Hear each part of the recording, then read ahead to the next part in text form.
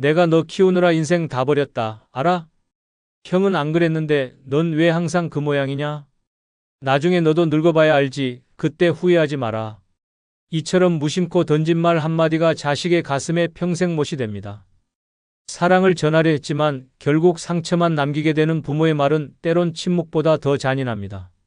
죽기 전까지 절대 해서는 안 되는 말이 있습니다. 그 말은 단순한 표현이 아니라 자식과의 관계를 돌이킬 수 없게 만드는 언어 폭탄입니다. 자식에게 죽기 전까지 말하면 안 되는 5가지 중 첫 번째는 너도 나중에 당해봐야 안다는 말입니다. 이 말은 자식에게 독이 되는 말입니다. 이 말은 충고도 아니고 조언도 아니며 사랑은 더더욱 아닙니다. 부모가 자식에게 던질 수 있는 가장 무서운 저주이자 관계를 멀어지게 만드는 폭탄 같은 말입니다. 이 한마디가 자식의 마음속에 평생 지워지지 않는 원망을 남기고 다시는 부모의 마음을 받아들이지 않게 만듭니다. 부모는 삶의 선배이자 자식에게 길을 보여주는 등불이어야 합니다. 그러나 너도 당해봐야 안다는 말은 등불이 아니라 어둠 속에 자식을 밀어 넣는 말입니다. 부모가 겪은 고생을 자식에게도 겪으라고 말하는 순간 그건 경험의 나눔이 아니라 고통의 유산을 물려주겠다는 선언과도 같습니다. 내가 아팠으니 너도 아파봐라. 내가 힘들었으니 너도 당해봐라. 이런 마음이 담긴 말은 절대 사랑일 수 없습니다. 이 말은 자식을 위한 경고로 포장되어 있지만 실제로는 감정의 배출입니다. 섭섭함, 분노, 외로움이 뒤섞여 부모 스스로 감정을 추스르지 못한 채 내뱉는 말입니다. 하지만 자식은 그 속뜻을 모릅니다. 오직 이렇게 받아들일 뿐입니다. 우리 엄마는, 우리 아빠는 나한테 복수하려는구나. 그 순간부터 자식은 부모의 마음을 외면하고 부모를 더 이상 인생의 조언자가 아닌 상처의 원천으로 느끼게 됩니다. 특히 이 말은 자식이 부모의 기대에 못 미쳤다고 느껴질 때 혹은 부모가 늙어갈수록 외롭고 억울한 감정을 안고 있을 때 자주 터져 나옵니다. 하지만 그렇게 쏟아낸 한마디가 자식의 가슴에 평생 못처럼 박히고 시간이 지나도 아물지 않는 상처가 됩니다. 그 상처는 결국 자식과 부모 사이의 정을 갉아먹고 서로의 마음을 닫게 만듭니다. 자식도 부모가 되면 부모의 마음을 이해할 날이 옵니다. 하지만 그것은 시간이 해결할 문제지 저주로 해결되는 것이 아닙니다. 너도 당해봐야 한다는 말은 나중에 자식이 부모가 되었을 때도 나도 우리 부모처럼 저주해야지라는 부정적인 감정의 유산을 이어받게 만듭니다. 이 고리는 끊어져야 합니다. 누군가는 먼저 멈춰야 합니다. 그리고 그 역할은 지금의 부모가 해야 합니다. 자식이 미운 날에도 속상한 날에도 참아야 하는 말이 있습니다. 말은 돌처럼 무겁습니다. 던진 사람은 잊어도 맞은 사람은 평생 기억합니다. 부모의 말은 자식의 가슴속에 깊이 박힙니다. 그 말이 따뜻해야 사랑이 남고 날카로우면 상처만 남습니다. 이제 실제 사례 하나를 소개합니다. 전북 익산에 사는 75세 이모 할머니는 둘째 아들과 오랜 갈등을 겪고 있었습니다. 아들은 평소 무뚝뚝했고 전화 한 통 없이 몇 달씩 연락이 끊기기 일쑤였습니다. 어느 날 아들이 겨우 집에 찾아왔을 때 이 할머니는 울분을 참지 못하고 너도 나중에 당해봐야 알지. 내 자식이 너한테 그렇게 하면 그때 정신 차릴 거다라고 쏘아붙였습니다. 아들은 아무 말 없이 그날 집을 나갔고 이후 1년 넘게 연락이 끊겼습니다. 손주의 생일에도 설날에도 아무 연락이 없었습니다. 처음엔 화가 났지만 시간이 지날수록 후회가 밀려왔습니다. 내가 너무 심하게 말했나 싶어 아들에게 전화를 수십 번 했지만 끝내 받지 않았습니다. 그러다 우연히 큰며느리를 통해 들은 말에 가슴이 철렁 내려앉았습니다. 아들이 엄마는 나를 저주했어. 내가 고통받길 바란 사람이랑은 못 보고 살아라고 말했다는 것입니다. 이 할머니는 그날 이후 내 입 하나 잘못 놀려서 내 아들을 잃었구나 하는 죄책감에 매일 밤 잠을 이루지 못한다고 했습니다. 지금은 손주에게라도 소식을 듣기 위해 과일을 싸서 보내고 손편지를 써서 마음을 전하려 하고 있지만 그 말 한마디가 이렇게 오래 남을 줄 몰랐어 라며 눈물을 훔칩니다. 두 번째는 내가 너 키우느라 인생 다 버렸다는 말입니다. 이 말은 절대 하지 마세요.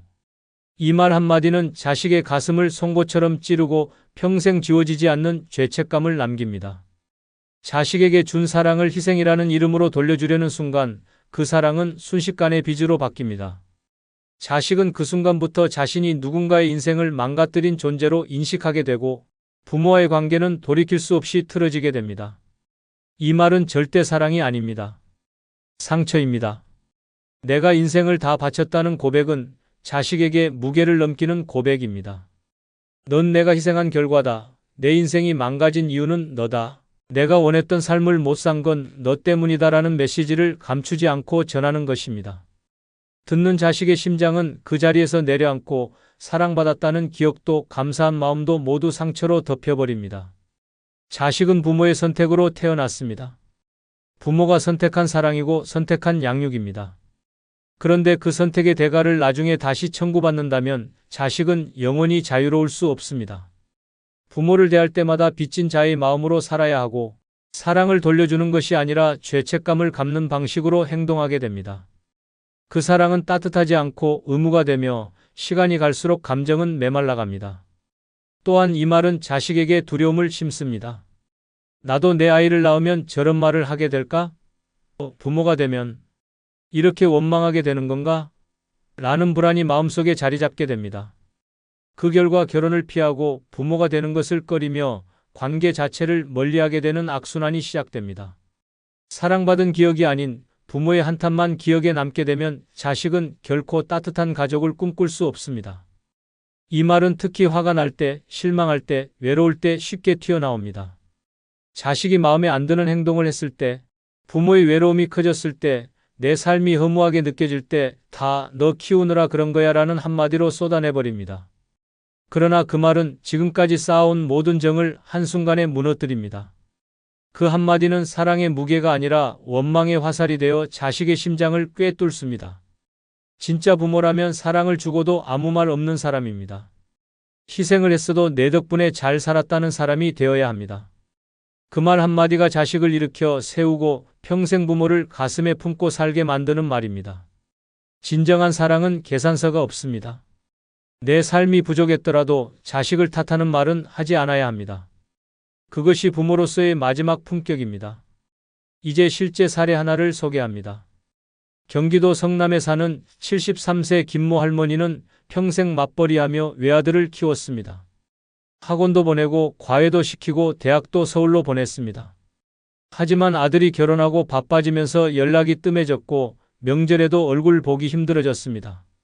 어느 날 어렵게 아들이 찾아왔을 때 김 할머니는 쌓인 서운함을 참지 못하고 이렇게 말했습니다. 내가 너 키우느라 인생 다 버렸어. 친구도 없이 여행 한번 못 가보고 돈도 제대로 못 쓰고 근데 넌 지금 엄마한테 이렇게 할 수 있냐? 아들은 말없이 고개를 떨구었고 다음날 아침 일찍 짐을 챙겨 떠났습니다. 그 이후로 6개월 동안 연락이 끊겼고 김 할머니는 매일 밤 스스로를 자책했습니다. 내가 너무 심했나 근데 진심이었는데라는 생각이 머리를 떠나지 않았습니다. 그러던 중 이웃이 전한 말에 가슴이 철렁 내려앉았습니다. 아들이 지인에게 내가 태어나지 않았으면 우리 엄마가 더 행복했겠구나 싶다고 말했다는 것이었습니다. 그 말을 들은 김 할머니는 충격에 빠졌습니다. 그냥 서운해서 했던 말인데 그 말이 그렇게 독하게 들렸을 줄은 몰랐어 라며 눈물을 흘렸습니다. 지금은 아들과 다시 조금씩 연락을 이어가고 있지만 그 말 이후 아들의 눈빛은 달라졌습니다. 김 할머니는 지금도 말합니다. 그때 그 말만 안 했어도 내가 평생 해온 사랑이 한순간에 부정당할 줄은 몰랐어. 부모의 말은 가벼워 보이지만 자식의 마음에는 평생 무겁게 남습니다. 세 번째는 내 유산은 한 푼도 안 줄 거라는 말입니다. 이 말은 증오를 키웁니다.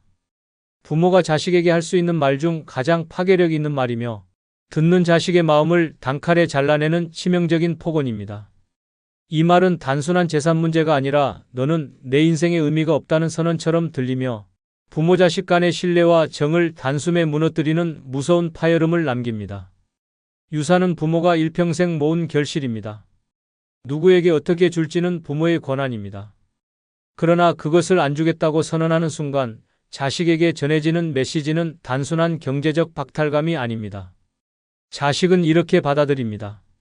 나는 부모에게 필요 없는 존재다. 사랑받지 못했으니 아무것도 기대하지 말라는 말이구나. 결국 나는 부모에게 아무 의미 없는 사람이었구나. 그 마음은 사랑이 아닌 증오로 변하고 그 증오는 평생 마음속에 뿌리 내리게 됩니다. 특히 이 말은 화가 났을 때, 자식이 실망스러운 행동을 했을 때, 실수로라도 툭 내뱉는 경우가 많습니다. 하지만 그 한마디가 쌓아온 모든 정을 부숩니다. 자식은 자신이 부모의 눈밖에 났다는 자각보다 내가 사랑받은 적이 있었나? 라는 근본적인 상처를 떠올리게 됩니다. 결국 부모의 삶 전체가 원망의 대상으로 바뀌고 남은 시간은 고통스러운 감정의 벽으로 가려지게 됩니다. 중요한 것은 말의 타이밍과 의도입니다. 내 유산은 나중에 주겠다, 필요한 때에 쓰게 하겠다는 말과 한 푼도 안 줄 거다는 말은 완전히 다릅니다. 전자는 신중한 계획이고 후자는 감정적인 절단입니다. 재산을 미리 증여하지 않겠다는 결심은 부모의 선택일 수 있지만 그것을 안 주겠다, 자격 없다는 식으로 전달하는 순간 사랑은 거래가 되고 자식은 부모를 회피하게 됩니다. 자식은 부모가 돈을 줘서 사랑하는 게 아닙니다. 하지만 돈을 사랑의 기준으로 삼아버린 부모의 말에는 큰 상처를 받습니다. 부모가 조건을 걸기 시작하면 자식도 마음을 닫기 시작합니다. 부모가 자식에게 원하는 것이 있다면 사랑받았다는 확신이지 협박이 되어선 안 됩니다. 유산은 줄 수도 있고 안 줄 수도 있습니다. 하지만 그 결정은 존엄과 사랑 속에서 해야지 감정과 분노 속에서 선언해서는 안 됩니다. 이제 실제 사례 하나를 소개합니다. 서울 강서구에 사는 80세 박모 할아버지는 평소 성격이 직설적이고 다소 거친 편이었습니다. 아들 셋을 키웠지만 평생 자식들 앞에서 다정한 말 한 번 못 해봤습니다. 그러던 어느 날 둘째 아들이 부동산 문제로 의견을 내자 박 할아버지가 화가 나 너한텐 유산 한 푼도 안 줄 거야. 기대하지도 말아라고 소리쳤습니다. 그 말을 들은 둘째 아들은 말없이 집을 나갔고 이후 연락이 끊겼습니다. 몇 달 뒤 생일이 되어도 전화 한 통 없었고 아버지의 병원 입원 소식에도 나타나지 않았습니다. 결국 큰아들을 통해 둘째의 속마음을 들을 수 있었습니다. 아버지가 날 그렇게 생각했다면 난 더 이상 가족으로 생각 못 하겠어요. 돈이 아니라 그 말이 너무 치명적이었어요. 그 말을 들은 박 할아버지는 뒤늦게 후회했습니다. 진짜 안 주겠다는 뜻은 아니었어. 순간 화나서 한 말인데 그러나 그 말 한마디는 둘째 아들의 마음을 닫기에 충분했고 지금까지도 관계 회복은 더디기만 합니다. 최근 박 할아버지는 지인 모임에서 농담처럼 말합니다. 유산 얘기는 절대 입 밖에 내지 마. 자식 잃고 싶지 않으면 말이야. 그는 요즘 자식들에게 작은 선물과 용돈을 조금씩 챙겨주며 마음의 거리부터 회복하려 노력 중입니다. 나중에 뭐 해준들 그 말 한 번이 평생 남더라며 친구들에게도 그 말을 절대 하지 말라고 당부한다고 합니다. 유산은 남기는 것도 중요하지만 남기는 방식이 더 중요합니다. 죽기 전에 자식에게 남겨야 할 것은 돈이 아니라 사랑이고 감정이 아닌 믿음입니다. 절대 내 유산 한 푼도 안 줄 거야 라는 말만은 하지 마십시오. 그 말은 돈보다 무서운 상처가 됩니다. 네 번째는 형제끼리 비교하는 말입니다. 이 말은 평생 갈등을 남깁니다. 부모가 무심코 내뱉는 그 한마디가 형제 사이를 갈라놓고 가족이라는 울타리를 파괴합니다. 누구는 그렇게 안 한다. 네 형 좀 본받아라. 동생은 말 한마디에 척척하더라는 말은 칭찬이 아니라 분열의 씨앗입니다. 비교는 자극이 아니라 적대감을 만듭니다. 사랑받고 싶은 마음이 미움으로 변하고 경쟁심이 증오로 발전하는 것은 시간 문제입니다. 부모가 의도한 것이 아니더라도 자식의 귀에는 이렇게 들립니다. 넌 부족하다. 넌 실망이다. 넌 열등하다. 형제 중 누군가는 항상 비교 대상이 되고 다른 한 명은 기준이 됩니다. 기준이 된 자식도 괴롭고 비교당한 자식은 더 괴롭습니다. 그 괴로움은 커지면서 관계를 왜곡시키고 언젠가 폭발하게 됩니다. 가장 무서운 건 이 비교가 단 한 번의 말로도 평생 남는다는 사실입니다. 어릴 적들은 넌 형만 못해, 내 동생만큼만 해라는 말이 40대, 50대가 되어도 잊히지 않습니다. 설날에, 부모의 제삿날에, 상속 문제 앞에서 그 말들이 불쑥 떠올라 형제를 향한 불편한 감정으로 이어집니다. 결국 비교는 가족을 경쟁자로 만들고 그 경쟁은 미움을 낳습니다. 부모가 어떤 자식에게 더 실망하거나 더 기대하는 것은 인지상정입니다. 하지만 그것을 말로 드러내는 순간 감정은 상처로 변합니다. 자식들은 부모의 말에 매우 민감합니다. 아무리 나이를 먹어도 부모의 말 한마디에 상처받고 위로받고 분노합니다. 그 감정은 겉으로는 묻어두더라도 속에서는 절대 사라지지 않습니다. 또한 형제 간 비교는 부모가 사라진 이후에도 큰 후폭풍을 남깁니다. 유산 분쟁, 간병 갈등, 명절 참석 문제에서 어릴 때도 항상 너만 감쌌잖아라는 감정이 뿌리 깊게 터져 나옵니다. 부모는 떠났지만 비교의 그림자는 살아남아 형제를 평생 갈라놓습니다. 가족이라는 말이 무색해지고 형제는 더 이상 친밀한 관계가 아닌 불편한 타인이 되어버립니다. 가장 이상적인 가족은 비교가 없는 가족입니다. 각자의 다름을 인정하고 있는 그대로 받아들이는 것이 진짜 사랑입니다. 어느 자식이 조금 부족해도 실수해도 다른 자식보다 덜 나아 보여도 부모는 그 자식을 있는 그대로 인정해줘야 합니다. 그 따뜻한 말 한마디가 형제를 연결하고 가족을 지켜줍니다. 이제 실제 사례 하나를 소개합니다. 충북 청주에 사는 78세 장모 할머니는 자식이 셋 있었습니다. 첫째는 교사, 둘째는 중소기업 직장인, 셋째는 자영업자였습니다. 장 할머니는 항상 첫째 아들을 자랑했습니다. 우리 큰애는 말 안 해도 알아서 하고 부모 말 귀담아 듣고 사람 구실 제대로 한다며 가족 모임 때마다 첫째를 칭찬했고 나머지 둘은 늘 형 좀 본받아라, 언니처럼 살아라는 말을 들었습니다. 문제는 그 말이 수십 년 동안 반복됐다는 점입니다. 겉으론 웃으며 넘겼지만 속으로 쌓인 불만은 갈수록 커졌습니다. 결국 장례식장에서 폭발했습니다. 장할머니가 돌아가시고 장례를 치르던 중 유산 상속 문제를 논의하는 자리에서 둘째와 셋째가 말다툼을 벌였습니다. 형은 엄마한테 다 해줬다고 하잖아. 언제 우리가 형처럼 대접받은 적이나 있냐? 말이 꼬리에 꼬리를 물며 결국 손찌검까지 번졌습니다. 그날 이후 셋은 서로 연락을 끊었고 명절에도 얼굴을 보지 않습니다. 장할머니는 평생 가족을 위해 헌신했지만 그 헌신의 말미에 무심코 한 비교가 남긴 갈등은 가족을 해체시켰습니다. 그 장례식은 작별이 아니라 단절의 시작이었습니다. 지금은 큰아들이 가장 속이 상해합니다. 엄마가 내 칭찬 좀 안 했으면 좋았을 걸, 그 말들 때문에 결국 가족이 무너졌어요. 자신이 비교의 기준이 됐다는 사실조차 죄책감으로 남았다고 합니다. 다섯 번째는 자식은 부모 돌볼 의무가 있다는 말입니다. 이 말은 자식에게 짐을 지우는 말입니다. 사랑의 이름으로 강요되는 의무는 짓눌림이 되고 그 짓눌림은 부모를 향한 감사를 원망으로 바꾸게 만듭니다. 부모니까 당연히, 자식이면 해야지라는 말은 부모가 자식에게 기대하는 최소한의 의무처럼 보이지만 실은 마음속에 벽을 쌓는 강요일 수 있습니다. 부모가 자식을 키울 땐 의무감으로 하지 않았습니다. 사랑하니까, 내 아들이고 내 딸이니까 기꺼이 돌봤습니다. 하지만 자식은 다릅니다. 자식은 부모를 위해 태어난 존재가 아니고 부모의 노후를 책임지기 위해 만들어진 사람이 아닙니다. 그럼에도 불구하고 부모가 너는 나를 돌봐야 해라고 선언해버리면 자식은 사랑이 아니라 채무자가 됩니다. 사랑은 줄수록 가까워지지만 의무는 줄수록 멀어지게 만듭니다. 부모가 늙으면 자식이 돌봐야 한다는 말은 세대 간 책임이라는 전통에서 비롯된 말입니다. 하지만 그 전통은 한참 전에 무너졌고 지금은 각자 도생의 시대입니다. 현실은 자식도 버겁고 자식도 생존을 위해 싸우고 있습니다. 그 속에서 나는 내가 돌봐야 돼라는 말은 마치 멍에처럼 자식의 목에 걸려버립니다. 그 순간부터 자식은 책임과 죄책감 사이에서 괴로워하게 됩니다. 자식을 돌보는 것은 사랑이었지만 자식이 부모를 돌보는 건 의무가 아닌 선택이어야 합니다. 부모가 자식을 위해 한 모든 일들이 진심이었다면 그 진심은 보답을 강요하지 않아도 자식의 가슴에 남습니다. 하지만 너는 반드시 해야 한다는 말은 그 진심을 의심하게 만듭니다. 자식은 점점 지치고 죄책감에 시달리고 때로는 부모를 피하고 싶어집니다. 더 큰 문제는 이 말이 부모가 건강할 때, 아직 문제 없을 때 미리 나오는 경우가 많다는 점입니다. 나는 요양원 같은데 절대 안 간다. 나중에 나 돌볼 사람은 너밖에 없다. 너는 내 노후 책임져야 한다는 말들은 아직 오지도 않은 미래를 미리 의무의 족쇄로 만드는 말입니다.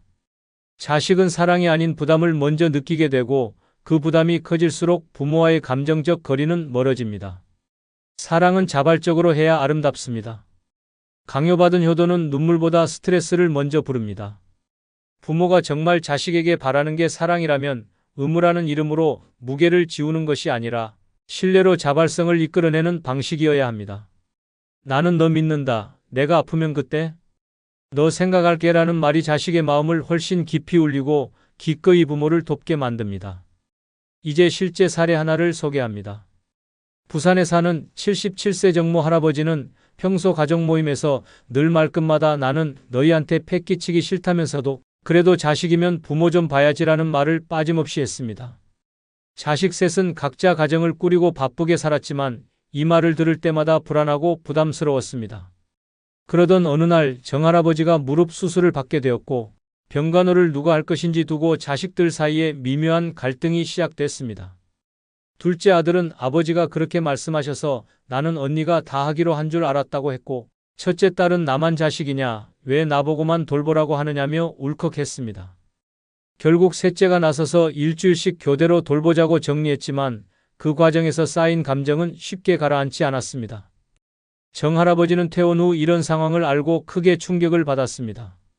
나는 미리 말한 건데 왜 애들이 그렇게 민감하게 받아들였을까 하며 마음이 상했습니다. 하지만 나중에 둘째 며느리가 조심스럽게 말했습니다. 아버님, 그 말이 사랑으로 들리기보단 무서운 책임처럼 들렸어요. 그냥 믿고 맡겨주시면 저희가 더 기꺼이 할 수 있었을 거예요. 그 말을 들은 정할아버지는 이후 자식들 앞에서 난 누구한테 기대지 않을 거다. 내 몸 내가 잘 챙길게라고 웃으며 말하기 시작했습니다. 그러자 오히려 자식들이 병원에 자주 찾아오고 먼저 이것저것 챙겨주는 일이 늘어났습니다. 무거운 말 하나 줄이니까 자식들이 마음을 더 열더라며 본인이 직접 깨달은 교훈을 이웃에게도 자주 전한다고 합니다.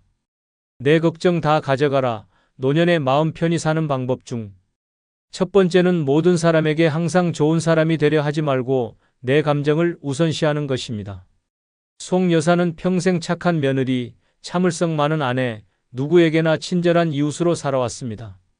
늘 먼저 인사하고 부탁은 거절하지 않고 누가 뭔가를 요구하면 자기 일이 있어도 기꺼이 시간을 내주었습니다. 사람들은 그녀를 칭찬했습니다. 송 여사님처럼 사람 좋은 분 드물어요. 하지만 정작 송 여사는 밤마다 진통제를 삼키며 베개를 적십니다. 머리는 쿡쿡 쑤시고 가슴은 답답하게 눌립니다. 의사는 말했습니다. 과도한 스트레스와 억눌린 감정에서 오는 심리적 통증입니다. 한 번은 이웃이 느닷없이 전화를 걸어 부탁했습니다. 여사님, 급하게 일이 생겼는데 우리 손주 좀 봐주세요. 이미 허리가 좋지 않아 병원에 가기로 한 날이었지만 송 여사는 차마 거절하지 못하고 네, 그럼요라고 대답했습니다. 손주를 하루 종일 돌보고 밤이 되어서야 자신은 응급실로 실려갔습니다. 탈진과 과로. 하지만 송 여사는 말합니다. 누가 부탁하는데 어떻게 안 해요? 나는 늘 그래왔어요. 반면 정 여사는 다릅니다. 싫은 건 싫다 말하고 피곤하면 거절해요. 나도 내 인생이 있는데 남 좋은 일만 하며 살 수는 없잖아요. 그녀는 처음엔 주변의 눈총을 받기도 했습니다. 정 여사님은 너무 이기적이지 않아요? 하지만 시간이 지나자 사람들은 그녀를 존중하기 시작했습니다.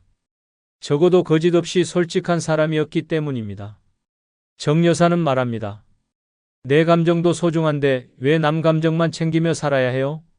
송 여사의 희생은 가족들에게조차 당연한 것으로 여겨졌습니다. 명절이 다가오면 자식들은 자연스럽게 음식 장만을 맡기고 손주 돌봄은 기본이었습니다. 누구 하나 엄마 힘드시죠? 라고 묻는 사람이 없었습니다. 이유는 단순합니다. 늘 괜찮다고 했기 때문입니다.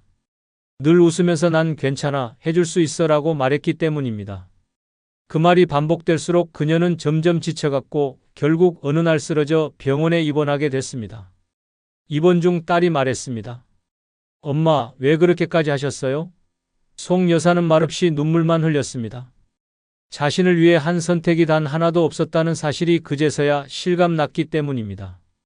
그동안 살아온 수십 년의 시간 속에서 단 한 번도 자신의 감정에 먼저 귀 기울인 적이 없었습니다. 모든 사람의 좋은 사람으로 살아온 대가가 결국 병상 위에서의 고독이었습니다. 정 여사는 요즘도 가끔 사람들에게 오해를 받습니다. 그렇게 거절만 하다 보면 인간관계 다 끊어지는 거 아니야? 하지만 정 여사는 씩 웃으며 말합니다. 오히려 남아있는 사람이 진짜 내 사람이지요. 가짜 웃음으로 관계 유지할 바엔 솔직한 불편함을 감수하는 게 낫죠. 그녀는 지금 소수의 사람들과 깊고 진한 관계를 맺고 있으며 더 이상 감정 노동에 시달리지 않습니다. 노년은 더 이상 누군가의 눈치를 보며 살아야 하는 시간이 아닙니다. 평생을 참아왔고 맞춰왔고 웃어왔던 사람이라면 이제는 자기 감정부터 챙겨야 할 시간입니다. 마음에 없는 말로 예의를 지키고 하고 싶지 않은 일에 억지로 웃으며 참여하고 남의 기분 맞추느라 자기 기분은 바닥까지 떨어지는 삶은 진짜 노년이 아닙니다. 그것은 또 다른 형태의 감정 감옥입니다. 모든 사람에게 좋은 사람이 되려 하지 마십시오. 사람은 누구에게나 좋은 사람일 수 없습니다. 그런 삶은 결국 누구에게도 진심이 아닌 삶이 됩니다. 늙어서 가장 먼저 해야 할 일은 나를 위하는 것입니다. 내 감정을 우선시하고 내 마음의 소리에 먼저 귀 기울이고 하고 싶은 말은 하고 하고 싶지 않은 일은 단호히 거절할 줄 아는 것. 그 용기가 있어야 진짜 마음이 편한 노후가 시작됩니다. 지금부터라도 연습하십시오. 미안하지만 오늘은 어려울 것 같아요. 그 일은 나한테 무리예요. 나는 지금 좀 쉬고 싶어요. 이런 말들을 스스로에게 허락하십시오. 그 말 한마디가 삶의 무게를 덜어주고 진짜 나로 살아가게 합니다. 모든 사람의 좋은 사람이 되려 하지 말고 단 한 사람, 나에게 좋은 사람이 되십시오. 그게 노년의 가장 소중한 용기입니다. 두 번째는 작은 일에 신경 쓰지 말고 마음을 비우는 것입니다. 이 여사는 새벽부터 눈을 뜨고 한숨을 쉽니다. 베란다 창문 틈에 먼지가 낀 것 같아 다시 걸레질을 하고 며느리가 남기고 간 쌀포대가 제대로 닫히지 않았다는 생각에 괜히 전화를 걸어 확인을 합니다. 텔레비전 볼륨이 조금만 커도 짜증이 나고 아파트 옆집 개 짖는 소리도 귀에 거슬립니다. 늙어가니까 모든 게 예민해져요. 예전에는 그러려니 했는데 지금은 사소한 게 다 불편해요. 이 여사는 그렇게 하루를 걱정과 분노로 시작합니다. 모임에 나가도 상황은 다르지 않습니다. 누가 인사를 안 했다고 기분이 상하고 누가 말끝을 흐렸다고 뒷말을 만들어냅니다. 김 여사가 말끝마다 내가 뭐라고 했잖아요. 라는 말을 반복하자 이 여사는 그날 저녁 집에 돌아와 아예 모임 단톡방을 나가버렸습니다. 다음날 친구들이 이유를 물었지만 대답은 간단했습니다. 사람이 사람을 무시하는데 뭐하러 같이 있어요. 하지만 정작 김 여사는 아무 의도도 없이 한 말이었습니다. 그 모습을 옆에서 본 박 여사는 속으로 생각했습니다. 저 사람은 왜 늘 그렇게 예민할까? 사는 게 피곤하지도 않나? 박 여사는 정반대의 사람이었습니다. 집 천장이 새고 보일러가 고장이 나도 뭐 이런 날도 있는 거지 하며 웃습니다. 며느리가 생일을 잊고 지나가도 애들도 바쁘지 뭐 하며 넘깁니다. 그런 성격 덕분에 박 여사는 항상 모임에서 분위기 메이커가 됩니다. 사람들이 박 여사만 보면 마음이 풀리고 이야기를 털어놓고 싶어집니다. 한 번은 모임 도중에 찬물이 갑자기 쏟아지는 사고가 있었습니다. 식당 직원이 실수로 물을 쏟았고 박 여사 옷이 홀딱 젖었습니다.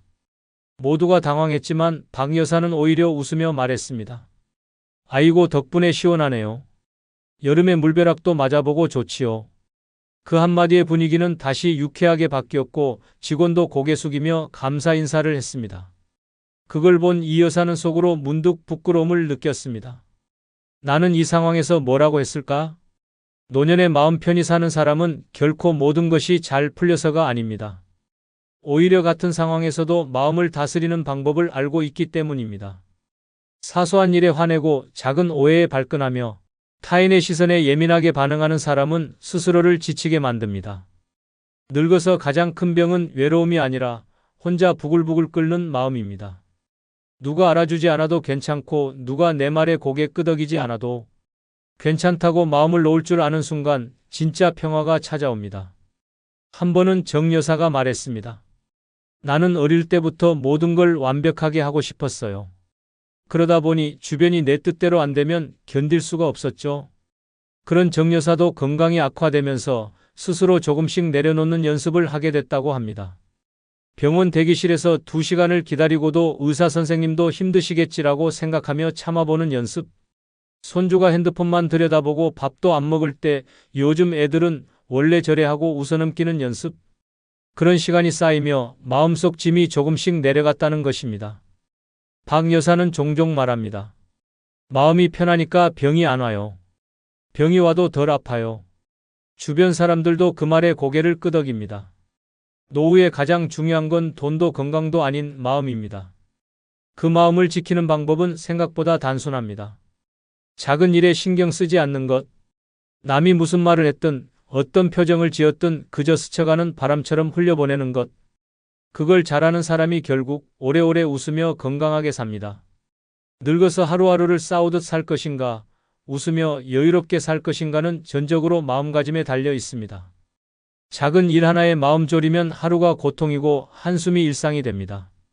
하지만 뭐 어때라는 말 한마디를 입에 달고 살면 그 순간부터 인생이 가벼워집니다. 그리고 그 가벼운 인생이 진짜 행복한 노후로 이어집니다. 마음을 비우는 법, 그것이야말로 늙어서 가장 값진 지혜입니다. 세 번째는 다른 사람의 평가에 휘둘리지 말고 오로지 나만의 길을 걷는 것입니다. 조 여사는 손수 만든 목도리를 늘 자랑스럽게 두르고 다닙니다. 색이 화려하고 무늬가 독특해서 누가 봐도 눈에 띕니다. 그런데 모임에서 한 번은 이런 일이 있었습니다. 김 여사가 목소리를 낮추지 않고 말했습니다. 저 나이에 저런 색은 좀 과하지 않나? 너무 튀어 보여. 순간 조 여사의 얼굴에 그림자가 드리워졌지만 그녀는 아무 말 없이 미소만 지었습니다.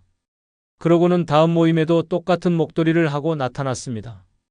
그 모습을 보고 다들 다시는 그런 말을 꺼내지 않았습니다. 조 여사는 말했습니다. 나는 내가 좋아서 두른 거예요. 남들이 뭐라고 해도 내가 좋으면 그만이지요. 정반대의 사람이 있습니다. 바로 윤 여사입니다.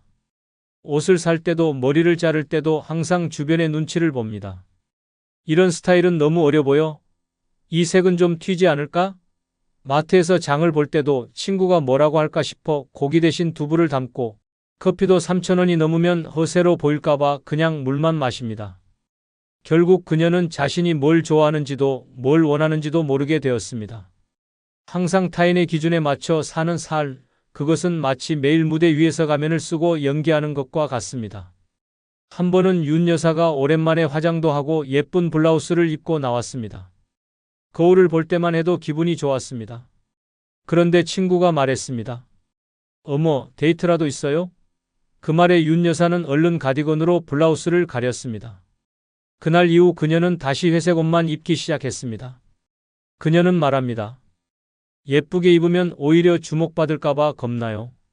다들 수군대니까요. 그러던 어느 날 모임에 조 여사가 빨간 구두를 신고 나타났습니다. 손녀가 사준 거예요. 내가 워낙 빨간색을 좋아하거든요. 그 모습을 본 윤 여사는 그날 집에 돌아와 신발장을 열었습니다. 몇 해 전 생일 선물로 받은 노란 운동화가 눈에 들어왔습니다. 그때는 나이에 안 맞아라며 한 번도 신지 않았던 신발이었습니다. 윤 여사는 그 신발을 꺼내 신어보았습니다. 거울 속 자신의 모습이 어색했지만 어딘가 모르게 웃음이 났습니다. 그리고 다음 모임 노란 운동화를 신고 나왔습니다. 사람들은 말했습니다. 오늘 윤 여사님 얼굴이 환해 보여요. 노년에 마음 편히 사는 사람은 타인의 시선에서 자유로운 사람입니다. 세상은 늙었다고 조용히 있으라 하고 나이값 하라고 강요합니다. 하지만 그 말들에 휘둘리다 보면 진짜 나를 잃어버립니다. 평생을 남 눈치 보며 살아온 사람일수록 노년에라도 나만의 삶을 살아야 합니다. 내가 하고 싶은 대로, 내가 원하는 방식으로, 내가 웃을 수 있는 길을 걸어야 합니다. 모임에서 조 여사는 요즘 캘리그라피를 배우고 있습니다. 글씨 하나 쓰는데도 감정이 담겨요. 내 글씨가 내 마음을 보여주는 것 같아요. 그런데 일부 사람들은 말합니다. 그 나이에 그런 거에서 뭐해요? 조 여사는 웃으며 대답합니다. 그 나이니까 하는 거예요. 젊었을 땐 돈 벌고 애 키우느라 몰랐던 내 취향을 이제야 찾은 거지요. 주변의 말은 멈추지 않습니다. 늙어서 치마를 입으면 왜 이 나이에 꿈이냐 하고 운동을 시작하면 무릎 나간다고 말립니다. 연애라도 시작하면 정신 나갔다고 합니다. 하지만 결국 내 삶은 내가 책임져야 합니다. 남들이 말해주는 기준으로는 절대 만족할 수 없습니다. 그들이 살아주는 인생이 아니니까요. 그래서 늙어서 가장 중요한 용기는 내가 하고 싶은 대로 사는 용기입니다. 그 길이 혼자일 수도 있고 튀는 길일 수도 있고 누군가에게 욕을 먹을 수도 있습니다. 하지만 그 길 위에서 웃을 수 있다면 그게 진짜 내 인생입니다. 조 여사의 빨간 구두처럼 윤 여사의 노란 운동화처럼 이제는 타인의 기준에서 벗어나 나만의 길을 걸어야 할 시간입니다. 네 번째는 지나친 걱정은 백해무익이니 걱정 그만하고 지금에 집중하는 것입니다. 강 여사는 잠을 잘 수가 없습니다. 침대에 누워서 눈을 감으면 머릿속이 더 바빠집니다.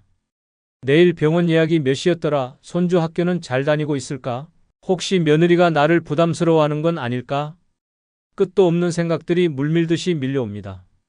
가만히 누워 있어도 가슴이 답답해지고 배가 쿡쿡 쑤시기 시작합니다. 며칠 전엔 갑자기 두통이 심해져 병원 응급실까지 다녀왔습니다. 결과는 단순한 긴장성 두통, 의사는 말했습니다. 걱정이 너무 많으신 것 같네요. 강 여사는 걱정으로 하루를 보내고 걱정으로 잠을 잃고 걱정으로 병을 만듭니다. 모임에 나가도 화제는 늘 비슷합니다. 우리 아들이 요즘 회사에서 힘들어하는 것 같아. 우리 집 손주는 자꾸 스마트폰만 보고 공부를 안 해요. 남편은 건강이 안 좋아 보이는데 말을 안 들어요. 그녀는 그렇게 타인의 문제까지 끌어안고 자기 일처럼 걱정합니다. 그런데 놀랍게도 그 걱정의 대부분은 실제로 벌어지지 않습니다. 다들 잘 지내고 있고 상황도 나쁘지 않은데 혼자만 밤새 고민의 바다에 빠져 허우적댑니다. 한 번은 모임에서 기가 막힌 일이 있었습니다. 강 여사가 갑자기 눈물을 보이며 말했습니다. 저 며느리가 요즘 좀 차가운 것 같아요. 혹시 제가 뭘 잘못한 걸까요? 사람들은 놀랐고 며칠 뒤 정 여사가 조심스럽게 며느리에게 물어봤습니다. 돌아온 대답은 이랬습니다. 아니요. 요즘 일이 많아서 피곤한 거지 어머님한테는 감사하게 생각하고 있어요. 결국 강 여사의 걱정은 근거 없는 상상이었습니다. 그 상상 하나가 그녀를 밤새 울게 만들고 몸까지 망치게 만들었습니다. 반면 박 여사는 정반대입니다. 걱정한다고 바뀌는 게 있나?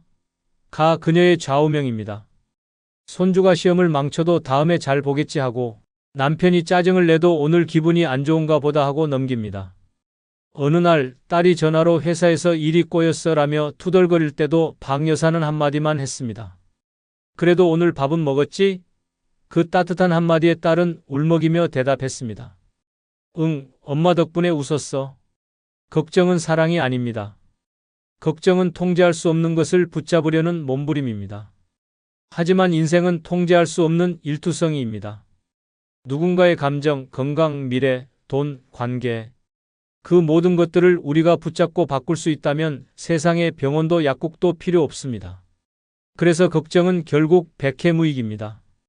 마음만 지치게 하고 머리만 아프게 만들고 몸까지 병들게 합니다. 걱정은 시간을 낭비하게 하고 지금을 놓치게 합니다. 김 여사는 몇 년 전 암 판정을 받았습니다. 그날 이후 그는 하루하루를 걱정으로 살았습니다. 재발할까봐, 통증이 올까봐, 항암 부작용이 올까봐. 그런데 병원에서 만난 다른 한 환자는 달랐습니다. 같은 병을 앓고 있지만 매일 웃고 병실 사람들과 수다를 떨고 심지어 병원 옥상에서 운동도 했습니다. 김 여사가 물었습니다. 무섭지 않으세요? 그 환자는 말했습니다. 무서워서 얻는 게 없더라고요. 대신 오늘 하루라도 제대로 살고 싶어요. 그 말을 들은 김 여사는 무언가가 탁 하고 마음에서 풀리는 걸 느꼈습니다. 그날부터 그는 걱정을 줄이기 시작했습니다. 걱정이 밀려오면 지금 내가 할 수 있는 게 있나? 자문했고 없으면 그냥 털어냈습니다. 그 결과 건강은 조금씩 회복됐고 무엇보다 마음이 편해졌습니다. 그는 말했습니다. 걱정을 안 한다고 문제가 사라지는 건 아니지만 내 삶은 훨씬 가벼워졌어요. 노년은 이미 짊어진 짐만으로도 충분히 무겁습니다. 그런데 그 위에 상상 속 걱정까지 얹으면 인생은 주저앉고 맙니다. 걱정은 준비가 아닙니다. 걱정은 시간의 낭비이고 감정의 소모입니다. 그래서 늙어서 가장 중요한 것은 지금 바로 이 순간에 집중하는 것입니다. 오늘 내가 웃고 있는지, 오늘 밥은 맛있게 먹었는지, 오늘 하늘은 어떤 색인지에 집중하는 삶. 그것이 가장 건강하고 편한 노년입니다. 걱정은 아무리 해도 끝이 없습니다. 하지만 지금을 놓치면 다시는 돌아오지 않습니다. 그래서 걱정하지 말고 지금에 집중해야 합니다. 지금 내가 할 수 있는 일에 최선을 다하고 그 외의 일은 흘려보내야 합니다. 그렇게 사는 사람은 늙어도 얼굴에 미소가 있고 말끝마다 감사가 묻어납니다. 걱정은 마음의 독입니다. 마음을 살리고 싶다면 지금에 집중하는 것만이 해독제입니다. 5번째는 돈보다 마음의 여유가 훨씬 중요하다는 걸 깨닫는 것입니다. 박 회장은 모임만 나가면 주변의 시선을 한몸에 받습니다. 고급 승용차를 끌고 나타나고 손목엔 반짝이는 금시계가 빛납니다. 점심은 항상 본인이 계산합니다. 나중에 다 계산해요. 이런 건 내가 해야지. 모임 사람들은 그를 부러워합니다. 정년퇴직 후에도 임대 수입이 꾸준히 들어오고 해외 주식으로 꽤나 성공한 자산가로 알려져 있습니다. 그런데 어느 날 그 박 회장이 모임에서 처음으로 입을 열었습니다. 사실 요즘 잠이 안 옵니다. 돈은 있는데 사람이 없어요. 모두가 놀랐습니다. 말없이 웃기만 하던 박 회장이 그런 속마음을 털어놓을 줄은 몰랐습니다. 알고 보니 자녀들은 외국에 나가 연락이 뜸하고 아내는 몇 해 전 지병으로 세상을 떠났습니다. 하루하루가 고요하고 넓은 집 안에서 들리는 건 시계 초침 소리뿐입니다. 거실에는 최신형 TV가 있고 주방엔 비싼 와인이 가득하지만 함께 나눌 이가 없습니다. 그날 박 회장은 말했습니다. 돈은 많은데 밥 먹을 사람이 없어요. 이게 사는 건가 싶어요. 반면 이 여사는 형편이 넉넉하지 않습니다. 월세 아파트에서 살고 연금도 기초연금 외엔 없습니다. 하지만 모임에서 가장 크게 웃고 사람들과 가장 많은 이야기를 나눕니다. 누구 생일이면 본인이 먼저 연락해서 파티를 열자고 하고 아픈 사람 있으면 밥 지어들고 달려갑니다. 친구들이 묻습니다. 돈도 없는데 어떻게 그렇게 밝아요? 이 여사는 말합니다. 돈은 없지만 내가 가진 사람들은 많아요. 그게 더 부자 아닌가요? 한 번은 이 여사가 병원에서 허리 진단을 받고 왔습니다. 노화로 인한 협착증이 있었고 몇 주는 누워 있어야 했습니다. 그 소식을 들은 친구들이 돌아가며 간식을 사오고 집안일을 도와줬습니다. 박 회장은 그 광경을 멀리서 바라보다 조용히 말했습니다. 나는 병원에 누워도 올 사람이 없을 텐데. 그 말에 주변 사람들이 숙연해졌습니다. 돈은 분명 중요합니다. 늙어서 병원도 가야 하고 약도 사야 하며 입을 옷과 먹을 밥도 필요합니다. 하지만 그것이 인생의 전부가 되면 외로움은 돈으로도 막을 수 없습니다. 고급 소파에서 혼자 앉아 TV를 보는 것보다 낡은 의자에 앉아 친구와 웃는 것이 훨씬 따뜻합니다. 냉장고에 스테이크가 가득해도 함께 먹을 사람이 없으면 그건 외로운 냉장고입니다. 이 여사는 종종 말합니다. 나는 매달 마지막 주가 제일 좋아요. 이유를 묻자 그녀는 말했습니다. 그땐 다 같이 모여 밥 먹거든요. 누가 뭘 사오든 같이 먹는 밥이 제일 맛있어요. 그 한마디에 모두 고개를 끄덕였습니다. 마음의 여유는 그런 데서 나옵니다. 함께하는 시간, 나눌 수 있는 말, 웃을 수 있는 여유. 그것이 진짜 부자입니다. 박 회장은 요즘 가끔 묻습니다. 같이 국밥 먹을 수 있어요? 이제는 고급 식당보다 따뜻한 국밥 한 그릇에 마음이 풀린다고 말합니다. 돈은 예금 통장에 쌓아두는 게 아니라 마음과 시간을 나누는 데 써야 진짜 가치가 생깁니다. 늙어서 깨달아야 할 가장 중요한 진실은 바로 이것입니다. 돈보다 마음의 여유가 사람을 살리고 관계를 지키며 인생을 빛나게 만든다는 사실입니다. 그래서 늙어서 마음 편히 사는 사람은 돈이 많은 사람이 아니라 마음이 풍요로운 사람입니다. 그리고 그 마음은 나눔에서 오고 따뜻한 말 한마디에서 피어나며 누군가의 진심 어린 관심 속에서 자랍니다. 그러니 오늘 하루 걱정은 잠시 내려놓고 마음의 여유를 먼저 챙기십시오. 그 여유가 여러분을 가장 건강하게 그리고 가장 행복하게 만들어줄 것입니다. 늙으니깐 잠이 없어졌어. 하루 4시간만 자면 됐지 뭐. 혼자 있는 게 익숙해서 누구랑 얘기 안 한 지가 언제인지도 몰라. 반찬 귀찮아서 김치에 밥 비벼 먹고 말지. 그게 제일 속 편해. 이런 생활 정말 괜찮을까요? 지금 이 순간 당신의 몸은 조용히 SOS를 보내고 있습니다. 지금부터 소개해드릴 매일 반복되는 이 5가지 나쁜 습관은 당신의 수명을 하루하루 갉아먹고 있습니다. 생명을 위협하는 조용한 살인자인 5가지 나쁜 습관이 무엇인지 지금부터 알아보겠습니다. 구독과 좋아요는 다음 영상 제작에 큰 힘이 됩니다. 수명 15년 깎는 잘못된 첫 번째 생활 습관은 하루 5시간 이하로 수면을 지속하는 습관입니다. 서울 송파구에 사는 67세 윤미자 씨는 잠이 아까워서 못 자요라는 말을 입에 달고 살았습니다. 젊었을 때부터 하루 45시간 자는 것이 당연했고 그게 부지런함의 증거라 믿었습니다. 새벽 3시에 일어나 시장 가서 장 보고 아침밥하고 남편 출근시키고 아이들 학교 보내고 낮에는 공장에서 일하고 밤에는 반찬 가게를 운영했습니다. 자는 시간은 늘 뒷전이었고 하루 24시간을 쪼개 쓰는 삶을 수십 년간 살았습니다. 남들보다 더 열심히 살았다는 자부심은 있었지만 몸이 슬금슬금 이상해지기 시작한 건 60대에 접어들면서였습니다. 이유 없이 어지럽고 기억이 끊기는 일이 늘었습니다. 어떤 날은 길을 걷다가 갑자기 여기가 어디지? 하는 생각이 들었고 어떤 날은 딸 이름이 혀끝에서 맴돌다가 나오지 않았습니다. 가족은 혹시나 치매가 시작된 건 아닌지 걱정했고 결국 큰 병원에서 정밀 검사를 받았습니다. 결과는 심각한 수면 부족으로 인한 뇌기능 저하였습니다. 치매 전 단계는 아니었지만 지속적인 수면 결핍이 뇌세포를 손상시키고 있다는 충격적인 진단을 받았습니다. 의사는 단호하게 말했습니다. 지금이라도 수면을 회복하지 않으면 5년 내로 인지 장애가 올 확률이 매우 높습니다. 윤 씨는 그제야 자리에 주저앉았습니다. 자신이 그렇게 열심히 살아온 방식이 결국 자기 생명을 갉아먹고 있었다는 사실을 믿고 싶지 않았습니다. 그 후에도 윤 씨는 갑자기 쓰러지는 일이 반복됐고 혈압은 오르락내리락, 가슴은 조이고 만성 피로는 일상이 되었습니다. 하지만 더 충격적인 건 그녀가 이제는 자고 싶어도 쉽게 잠들지 못한다는 점이었습니다. 수십 년간 훈련된 수면 무시 습관이 뇌에 완전히 각인되어 버렸기 때문입니다. 밤이 되면 몸은 피곤한데도 잠이 오지 않고 새벽마다 눈이 떠지고 이젠 수면제 없이는 하루도 버티기 어려운 상태가 되었습니다. 하루 5시간 이하로 수면을 지속하는 습관은 단순한 생활 태만이 아닙니다.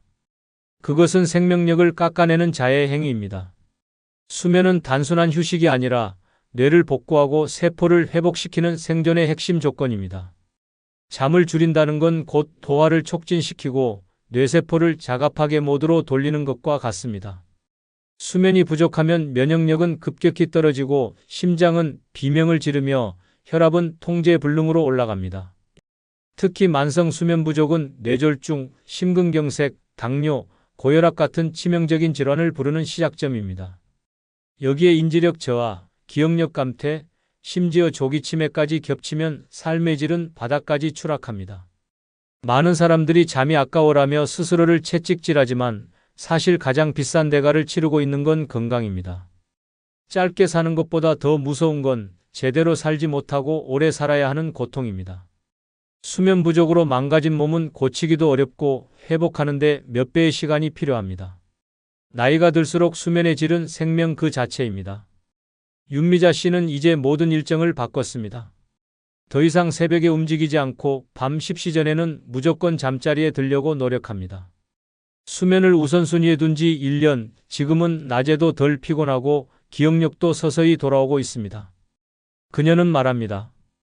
그렇게 아까워하던 잠이 내 삶을 되살리고 있어요. 이제는 잠이 제일 귀해요. 잠을 줄이는 건 미덕이 아닙니다. 그것은 생명을 태워가며 하루를 버티는 어리석음입니다. 하루 5시간 이하의 수면이 반복된다면 지금 당장 삶의 우선순위를 바꿔야 합니다. 그렇지 않으면 어느 날 뇌가 먼저 포기해버릴지도 모릅니다. 수명 15년 깎는 잘못된 두 번째 생활 습관은 항상 누워있는 습관입니다. 경기도 오산에 사는 72세 이정혜 씨는 은퇴 후부터 이제는 좀 쉬자는 생각으로 하루 대부분을 침대에서 보냈습니다. 처음엔 여유 있는 생활이 너무 좋았습니다. 아침에 늦게 일어나고 점심 먹고 TV 보며 눕고 저녁 먹고 다시 누워 자는 반복된 일상. 하루에 걷는 거리는 집안 화장실까지가 전부였고 이정혜 씨는 그것을 편안한 노후라고 믿었습니다. 하지만 1년이 채 지나지 않아 몸이 이상해지기 시작했습니다. 아침에 일어나면 다리가 저릿했고 앉아있다가 일어날 땐 무릎이 비명을 질렀습니다. 그냥 나이 탓이겠지라며 대수롭지 않게 넘겼지만 어느 날 아침엔 갑자기 오른쪽 다리가 말을 듣지 않았습니다. 쥐가 났나? 생각하며 주물렀지만 감각은 돌아오지 않았고 점점 통증이 온몸으로 퍼졌습니다. 급히 병원에 실려갔고 의사는 진단했습니다. 하지 정맥류가 심각하게 진행됐고 혈류가 정체되면서 혈전이 생겼습니다. 이정혜 씨는 믿기 어려웠습니다. 움직이지 않고 조용히 쉬기만 했을 뿐인데 자신의 다리에 피가 흐르지 않는다는 사실이 너무도 충격이었습니다. 병원에서는 당장 수술이 필요하다고 했고 입원 중 그녀는 충격적인 말을 또 한 번 들었습니다. 지금처럼 계속 누워만 있었으면 폐색전증으로 사망할 수도 있었습니다. 입원 후 이정혜 씨는 매일같이 주사로 혈전을 녹여야 했고 다리는 붕대로 감싸야 했습니다.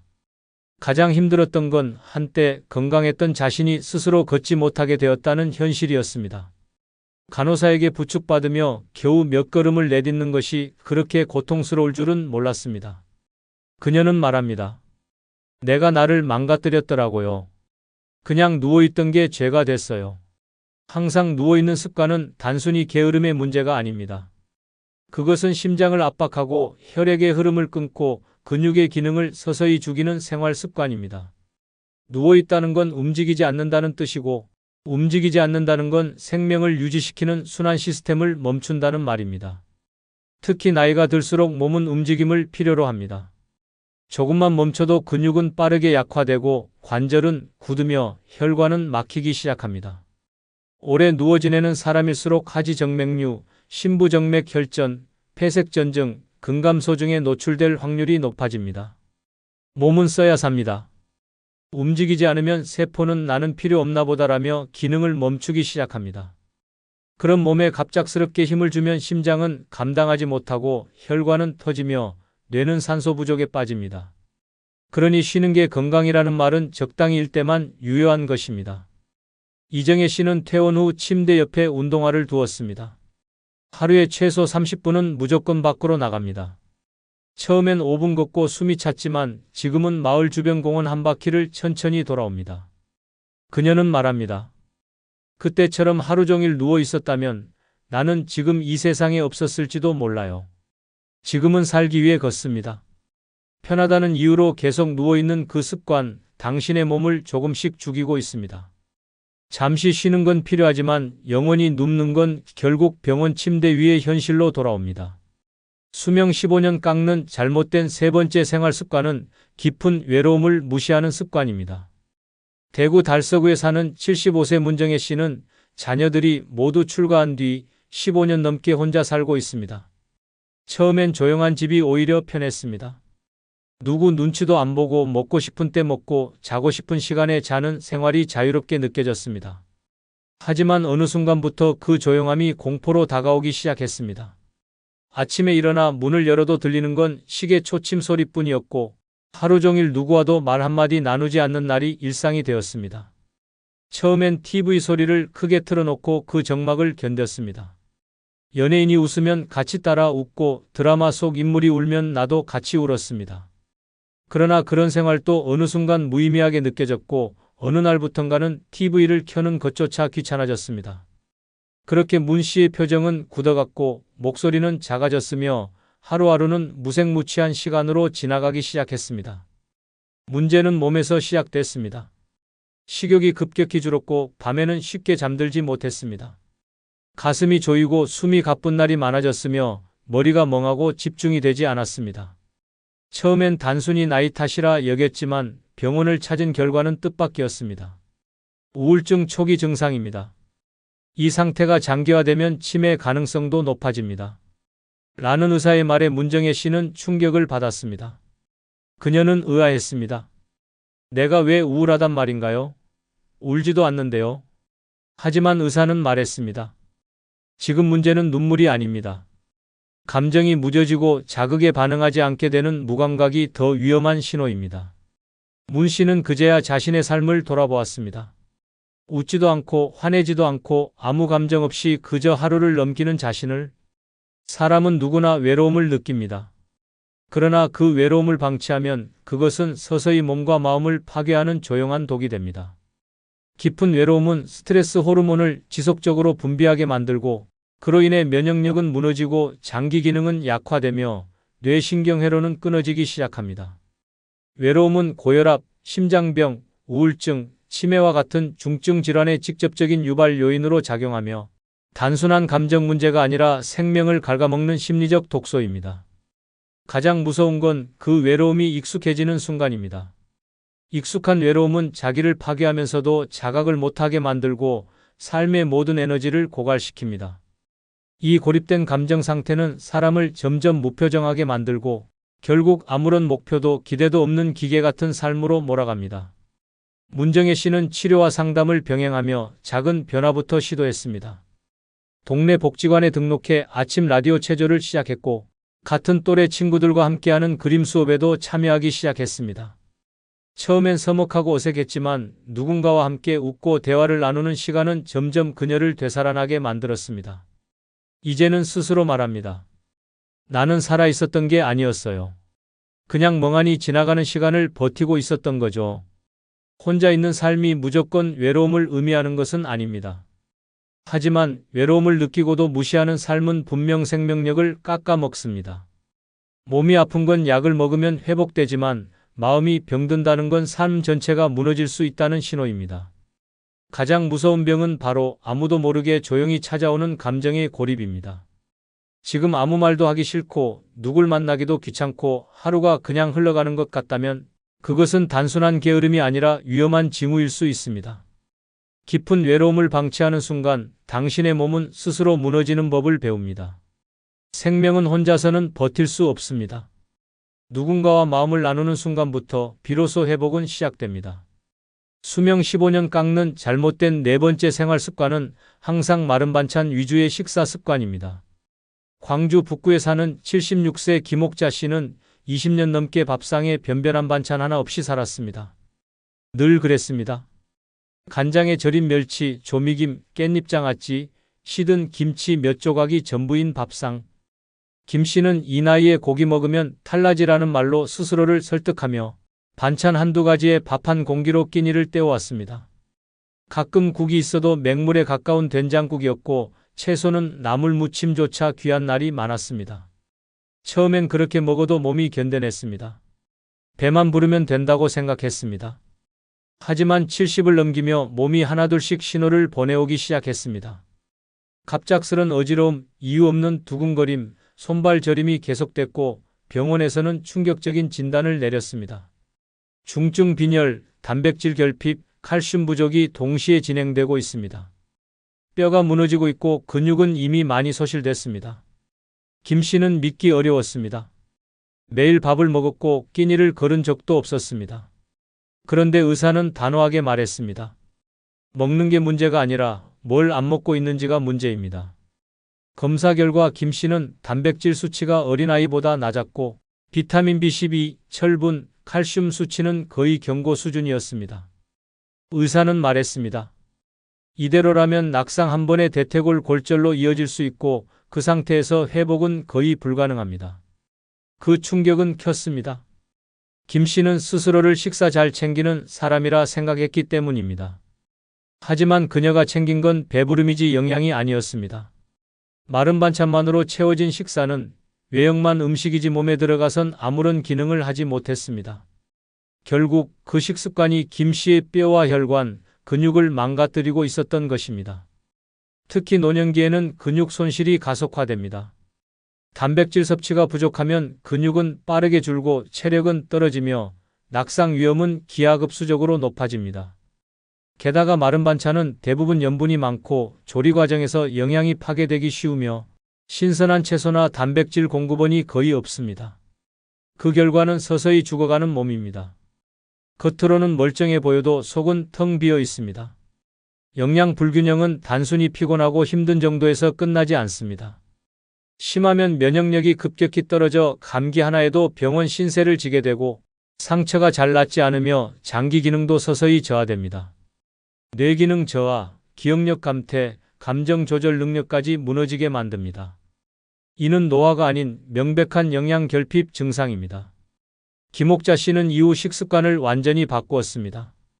두부, 생선, 달걀, 삶은 닭고기 같은 부드럽고 소화 잘 되는 단백질 식품을 추가했고 브로콜리와 시금치, 고구마 같은 채소도 함께 챙기기 시작했습니다.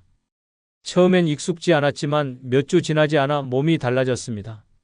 아침에 눈을 뜰 때 덜 피곤했고 손발 저림이 줄었으며 계단을 오를 때 숨이 덜 찼습니다. 그녀는 말합니다. 그동안 내가 잘 먹고 있는 줄 알았어요. 그런데 그건 습관이었지 건강한 식사는 아니었더라고요. 항상 마른 반찬 위주의 식사는 조용히 그러나 무섭게 당신의 몸을 갉아먹습니다. 배는 부르지만 몸은 굶고 있는 겁니다. 소중한 몸을 조금씩 말라 죽게 만드는 이 습관은 반드시 고쳐야 합니다. 이제부터라도 오늘 먹은 음식이 내 몸을 지키고 있는가를 스스로에게 묻는 식사가 되어야 합니다.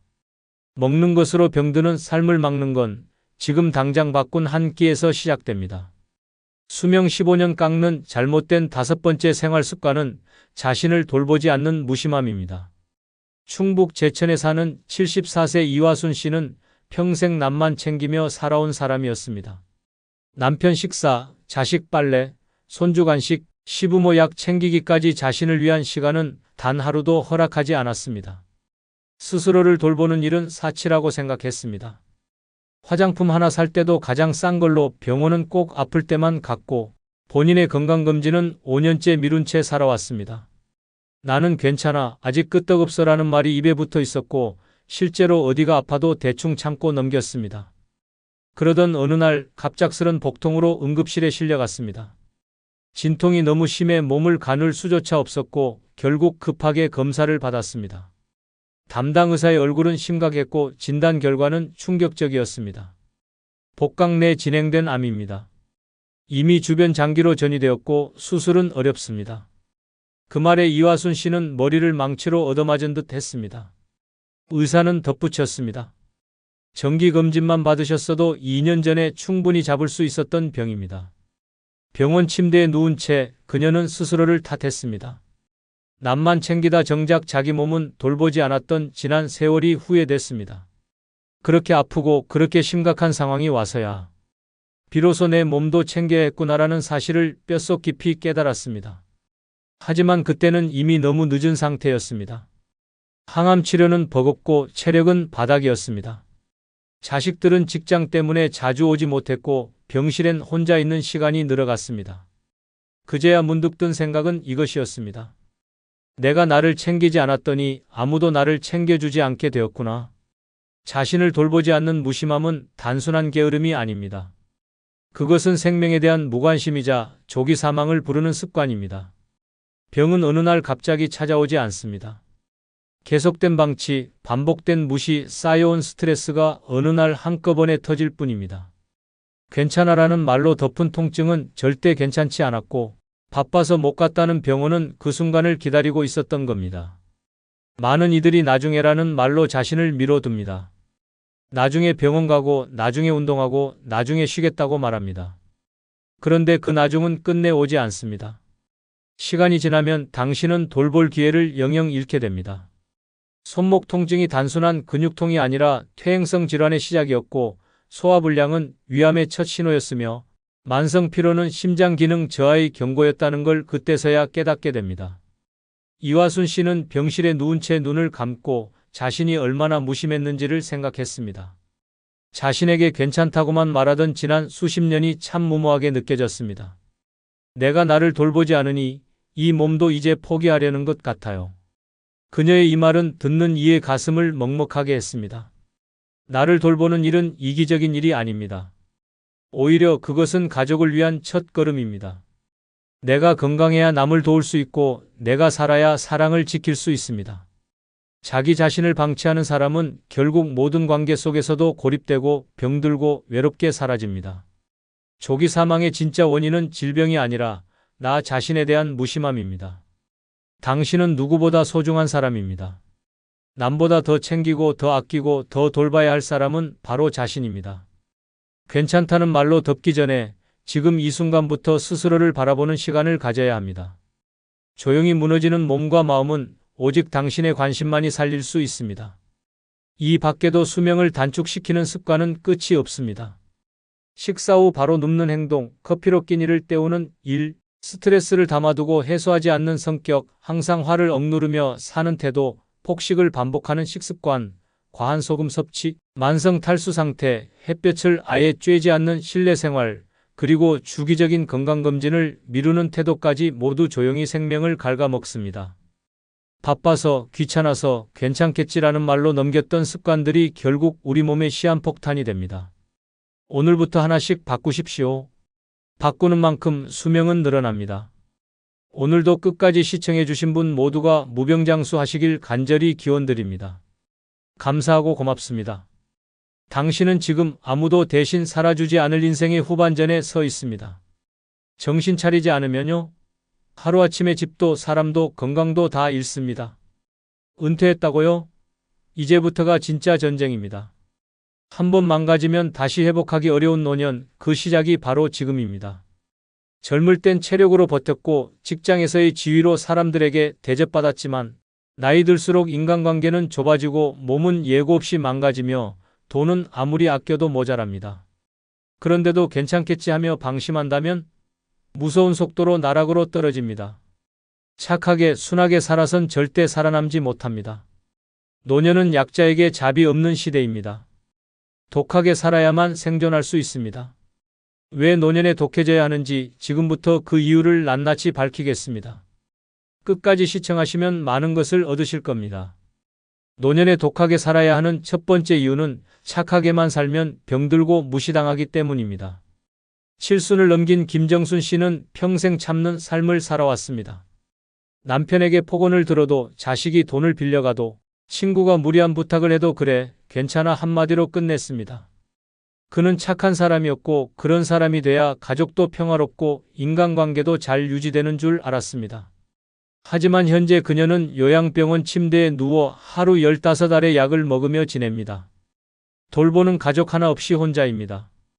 간병인이 물었습니다. 자식이 왜 안 오나요?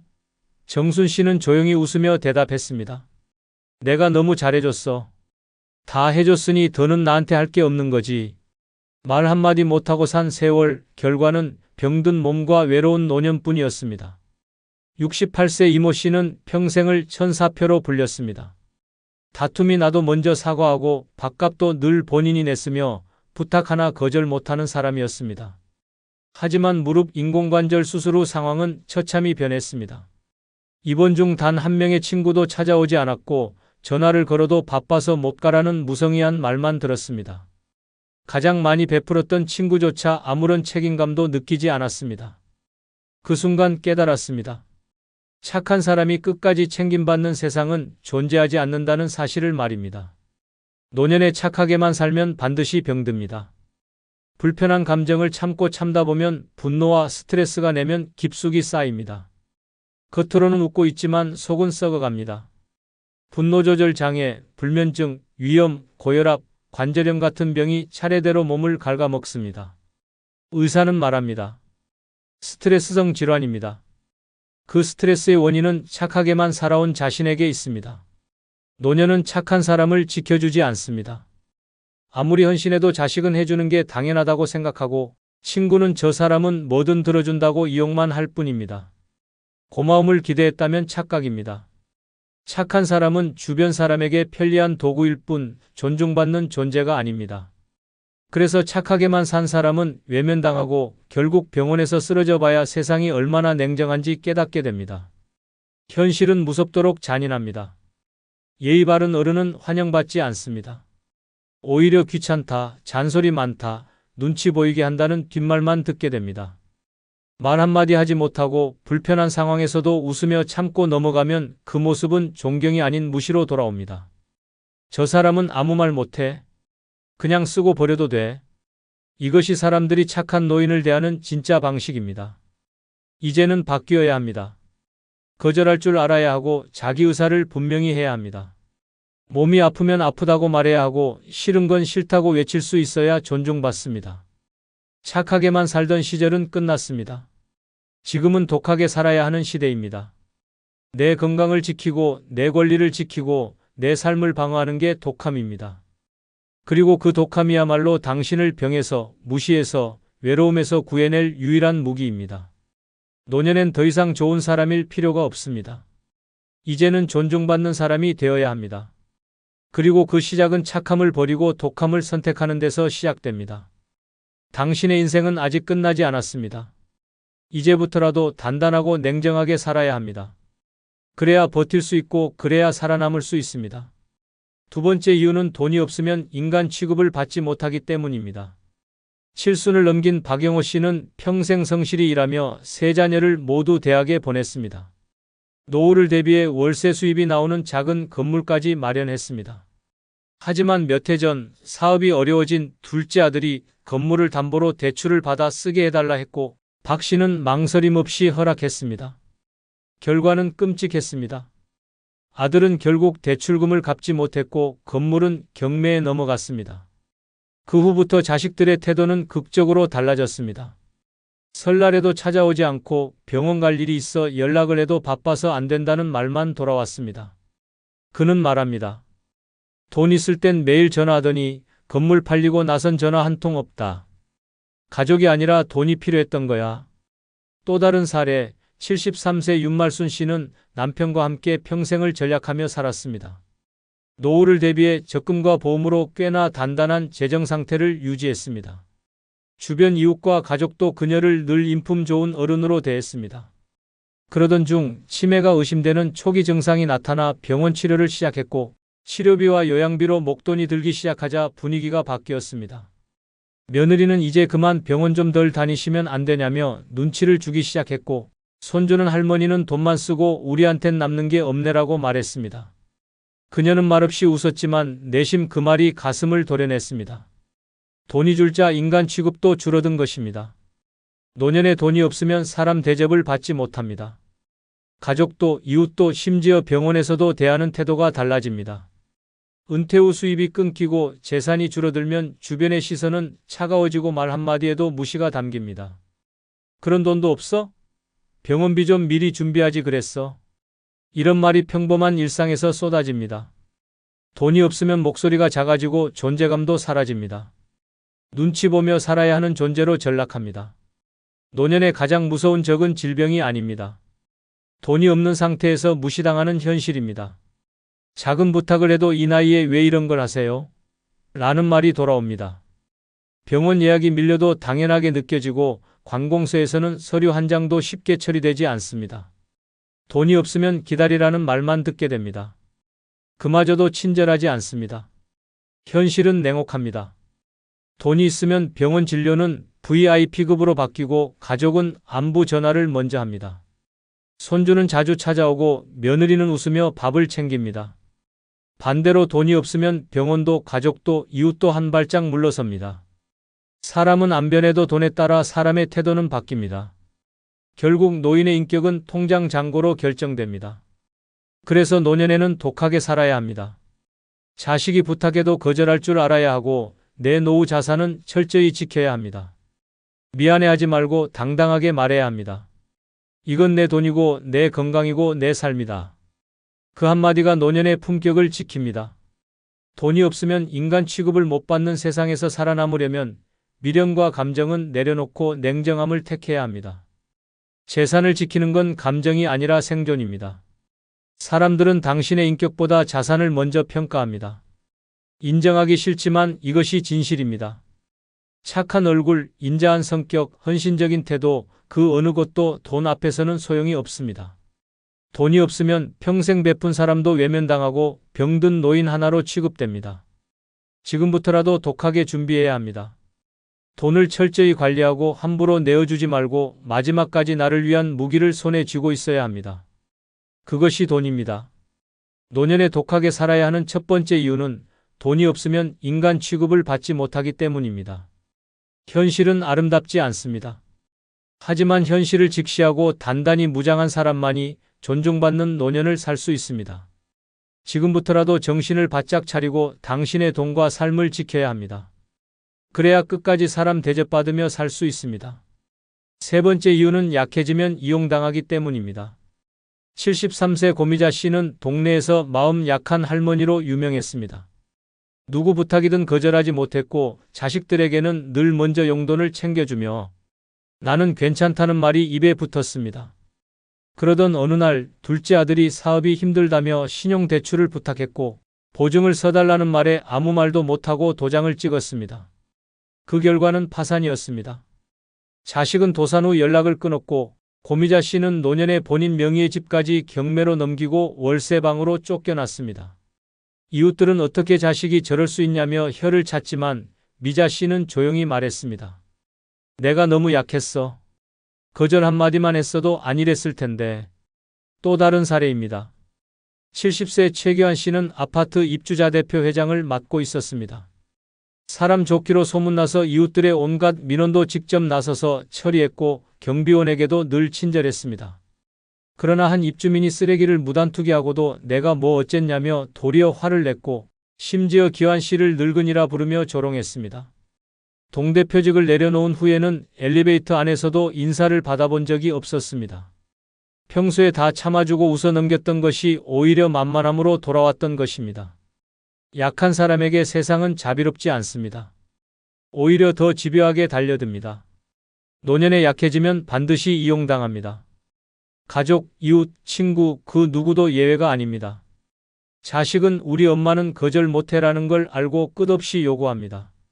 조금만 도와줘라는 말은 결국 모든 걸 내놔라는 뜻이고 그 요구를 거절하지 못한 사람은 인생 전체를 내어주게 됩니다. 주변 사람도 마찬가지입니다. 친절하면 공짜 노동을 시키고 말이 없으면 이용 대상으로 삼습니다. 착하고 순하고 참기만 하는 사람은 끝없이 빨아먹힐 뿐입니다. 이용은 단번에 일어나지 않습니다. 처음엔 사소한 부탁부터 시작합니다. 쓰레기 좀 버려달라, 병원 좀 같이 가달라, 통장 좀 맡아달라. 그 부탁을 한번 들어주면 다음에는 당연히 해주겠지라는 기대가 붙습니다. 그리고 한 번도 거절하지 못한 사람은 결국 편리한 도구로 전락합니다. 나이가 들수록 사람들은 약한 사람을 피하는 게 아니라 이용하려 듭니다. 왜냐하면 그만큼 만만하고 저항하지 않기 때문입니다. 현실은 무섭습니다. 노인은 약하다는 이유만으로 표적이 됩니다. 보이스피싱도 노인을 노리고 사기도 노인을 우선 공략합니다. 이유는 단순합니다.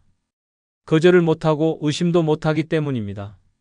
이런 현실 앞에서 여전히 착하고 순하게 살아야 한다고요? 그러다 인생 통째로 빼앗깁니다. 노년에 살아남으려면 독해져야 합니다. 거절하는 연습부터 시작해야 합니다. 미안하지만 안 됩니다. 이 말 한마디가 당신의 노후를 지켜줍니다. 작은 부탁도 반복되면 습관이 됩니다. 당신이 참을수록 당신을 이용하는 사람은 더 대담해집니다. 참지 말고 말하십시오. 괜찮지 않을 땐 괜찮지 않다고, 하기 싫은 건 못하겠다고, 돈도 없고 시간도 없다고 정확히 말해야 합니다. 당신이 그렇게 하지 않으면 주변은 당신을 도구로만 봅니다. 사람들이 존경하는 어른은 자기 주장이 있는 어른입니다. 거절할 줄 아는 노인, 자기 경계를 지키는 노인, 자신의 권리를 알고 지키는 노인입니다.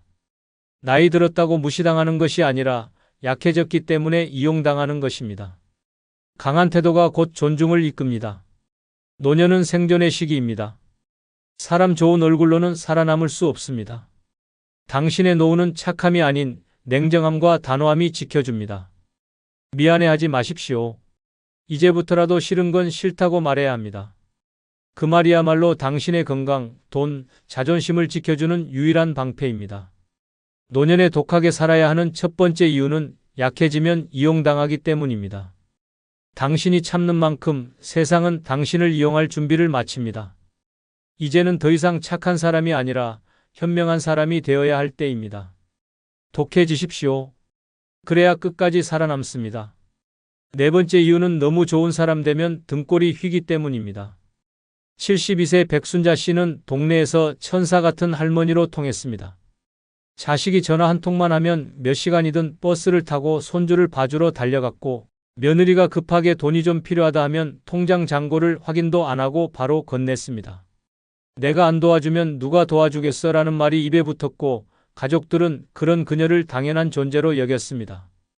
그러던 어느 날 백순자 씨는 허리 통증으로 쓰러졌고 병원에서 허리디스크에 골다공증까지 왔다는 진단을 받았습니다. 간병인이 필요했지만 자식은 바쁘다며 요양보호사 하나 붙여주는 걸로 끝냈습니다. 백 씨는 입원 중 하루도 빠짐없이 손주를 돌봤던 기억을 떠올리며 말없이 눈물을 흘렸습니다. 그땐 가족이었고 지금은 짐이구나. 또 다른 사례. 69세 윤재만 씨는 마을 회관의 해결사로 불렸습니다. 누구네 집 전구가 나가도 무거운 짐이 생겨도 회관 청소가 필요해도 늘 윤 씨가 도맡아 했습니다. 누구 부탁도 거절 못했고 항상 내가 할게요가 입버릇이었습니다. 하지만 무릎 관절염이 심해지고 일을 그만두자 그의 전화는 울리지 않았습니다. 마을 사람들은 요즘 윤 씨는 힘이 없어서 쓸모가 없다며 뒷담화를 했고, 누군가는 예전엔 그렇게 잘해주더니 요즘엔 뭐 하나 못 도와준다고까지 말했습니다. 그제야 윤 씨는 깨달았습니다. 자신이 좋은 사람이었던 게 아니라 편리한 사람이었다는 사실을. 노년에 너무 좋은 사람으로 살면 반드시 등골이 휘게 됩니다. 착한 사람, 도와주는 사람, 항상 웃는 사람으로 알려지면 결국 모든 책임과 수고는 그 사람 몫이 됩니다. 주변은 고맙다고 인사 한마디 건네고는 더 많은 걸 기대하며 손을 뻗습니다. 처음에는 소소한 부탁에서 시작되지만 어느새 인생의 무게까지 대신 져야 하는 상황이 됩니다. 도와준 만큼 돌려받을 거란 기대는 환상입니다. 오히려 저 사람은 원래 해주는 사람으로 취급당하고 고마움은 사라지고 당연함만 남습니다. 노년의 등골이 휘는 진짜 이유는 노동이 아닙니다. 끊임없는 헌신, 멈추지 못하는 배려, 무한한 책임감이 원인입니다. 모두에게 잘 보이려 하고 좋은 사람이라는 이미지를 유지하려다 보면 결국 자신의 건강과 삶을 갉아먹게 됩니다. 시간도 돈도 체력도 끝없이 소진됩니다. 누구에게도 싫은 소리 못하고 한 번도 거절 못하고 살면 나중엔 자신이 빈껍데기처럼 느껴지게 됩니다. 특히 가족 안에서 좋은 부모, 좋은 시부모, 좋은 형제자매로 살면 가장 위험합니다. 당신이 모든 걸 감당하는 동안 그들은 아무런 책임도 느끼지 않습니다. 되레 불편함을 느끼면 왜 갑자기 저러냐는 말이 돌아옵니다. 지금은 한마디 말이라도 들어주지만 당신이 더 이상 제공할 게 없어지는 순간 관심도 사라집니다. 당신이 좋은 사람이었던 시간은 그들에게는 편리한 시간이었을 뿐입니다. 이제는 단호해져야 합니다. 더 이상 모든 부탁에 예스하지 마십시오. 당신의 시간과 체력, 돈은 당신을 위해 써야 합니다. 거절해도 괜찮고 조금 불친절해 보여도 괜찮습니다. 노년의 삶은 생존입니다. 웃으며 이용당하지 말고 냉정하게 선을 그어야 합니다. 노년에 독하게 살아야 합니다. 누구에게나 좋은 사람일 필요 없습니다. 당신이 스스로를 지켜야 존중도 따르고 배려도 돌아옵니다. 희생은 존경을 부르지 않습니다. 독하게 선을 긋는 용기만이 무너진 등골을 세우고 무너진 자존심을 되찾게 해줍니다. 노년에 독하게 살아야 하는 네 번째 이유는 너무 좋은 사람 되면 등골이 휘기 때문입니다. 착한 얼굴, 친절한 태도 다 들어주는 마음은 결국 당신을 고립시키고 병들게 만듭니다. 이제는 당신을 위해 살아야 할 시간입니다. 냉정함이 곧 생존입니다. 다섯 번째 이유는 욕먹을 각오 없이는 절대 지킬 수 없는 게 있기 때문입니다. 68세 나기남 씨는 퇴직 후 가족과 적당히 거리두기를 하며 조용한 노년을 보내고 싶었습니다. 젊은 시절엔 가족을 위해 안 입고 안 쓰고 안 놀며 희생해 왔지만 이제는 본인을 위한 삶을 살고 싶었습니다. 그러나 뜻대로 되지 않았습니다. 둘째 아들이 다니던 직장을 그만두고 창업을 한다며 보증만 서달라고 요청했고 기남 씨는 단호하게 거절했습니다. 결과는 참혹했습니다. 아들은 분노했고 며느리는 대놓고 불편한 기색을 드러냈으며 손주는 갑자기 연락을 끊었습니다. 설날 집에는 아무도 오지 않았습니다. 동네 사람들은 자식이 부탁하는데 그걸 안 들어준다니 너무하네라며 뒷말을 했습니다. 하지만 나기남 씨는 말했습니다. 욕은 먹어도 괜찮다. 인생은 내 거니까. 또 다른 사례. 71세 윤영순 씨는 오랜 친구들과의 여행을 앞두고 있었습니다. 평생 가족에게 헌신했기에 처음으로 자신을 위한 해외여행을 계획한 것이었습니다. 그런데 출발 일주일 전 큰딸이 손주를 맡아달라고 했습니다. 엄마가 해줘야지 누가 해줘? 라는 말에 윤 씨는 깊은 갈등에 빠졌습니다. 하지만 마음을 다잡고 이번엔 안 돼. 나 여행 간다고 말했습니다. 딸은 대노했고 사위는 어색한 표정을 지으며 전화를 끊었습니다. 결국 윤 씨는 친구들과의 여행을 다녀왔지만 이후로 가족 모임에서 찬바람이 불기 시작했습니다.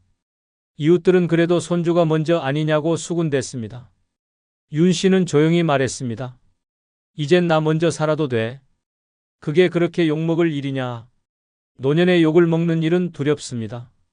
자식에게, 형제에게, 이웃에게 나쁜 사람 소리 듣고 싶지 않습니다. 그래서 많은 노인이 참고 양보하고 결국 모든 걸 내어줍니다. 그러나 지키고 싶은 것이 있다면 욕먹을 각오는 반드시 해야 합니다. 자신을 지키는 일, 건강을 지키는 일, 돈을 지키는 일, 존엄을 지키는 일에는 반드시 누군가의 불만이 따릅니다. 왜 그렇게 변했냐? 옛날엔 안 그랬잖아. 할 수 있는 사람이 왜 안 하냐는 식의 말들이 날아듭니다.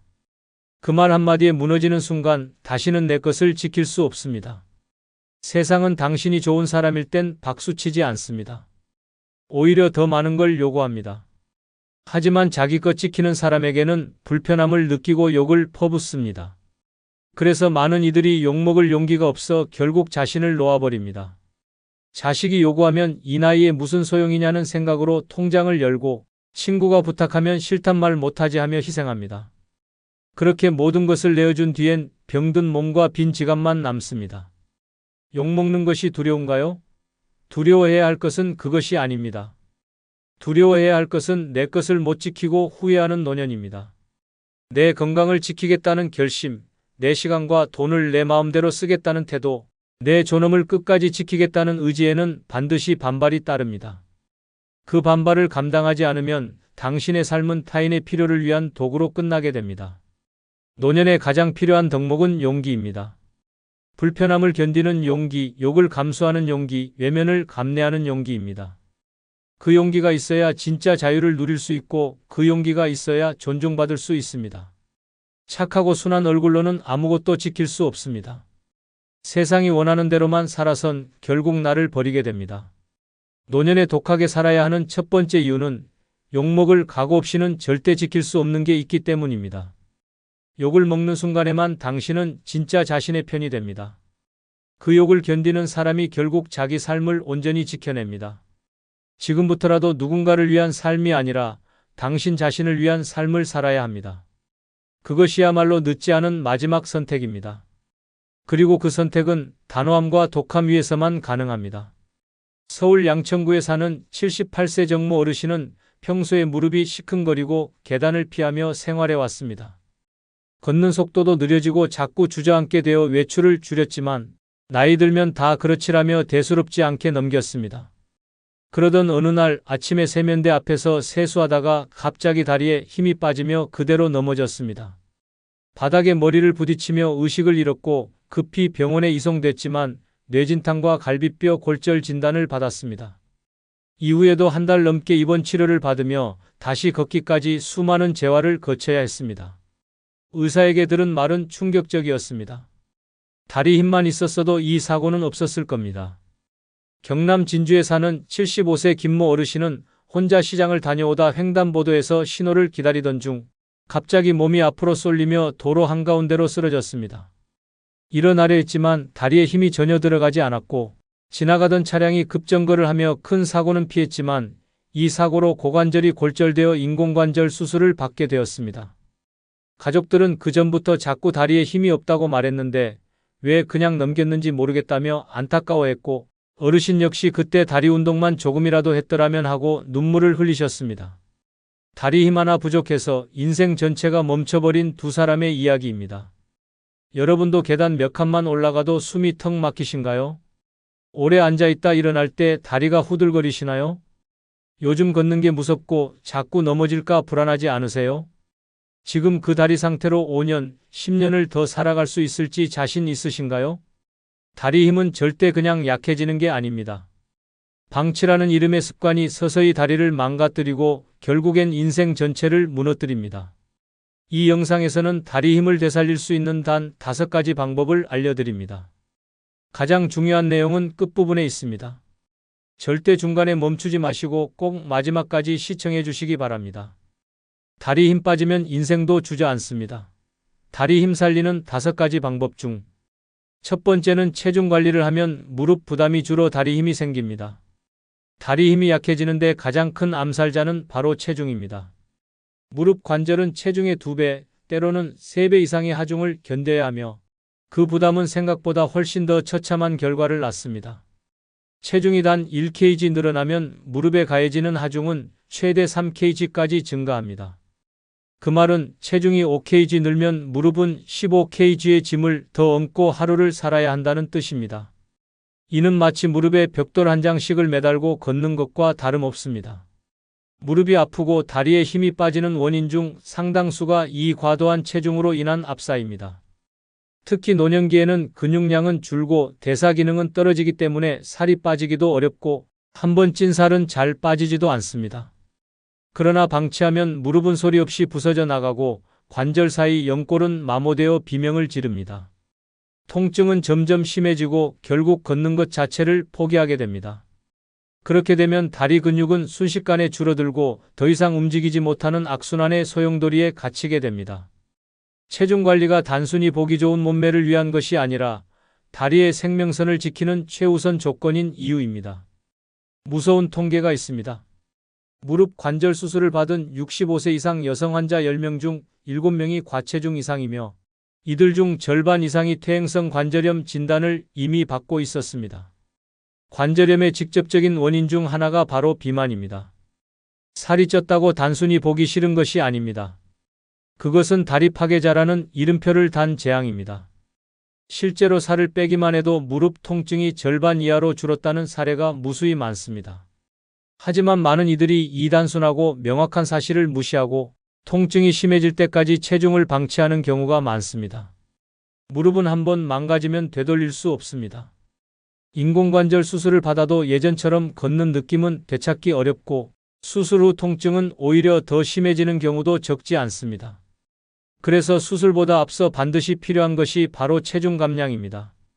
살을 빼면 다리 근육이 재기능을 하게 되고 무릎에 가해지는 압박이 줄어들어 운동도 수월해집니다. 결국 체중 관리 하나만으로도 다리 힘이 되살아나는 길이 열리는 것입니다. 서울 동작구에 사는 69세 박순자. 어르신은 체중이 83kg까지 늘어나면서 무릎이 퉁퉁 붓고 걷기조차 어려워졌습니다. 계단은 고사하고 마당 한 바퀴 도는 것도 숨이 차서 남편에게 나 이제 못 걷겠다는 말이 입에 붙었다고 합니다.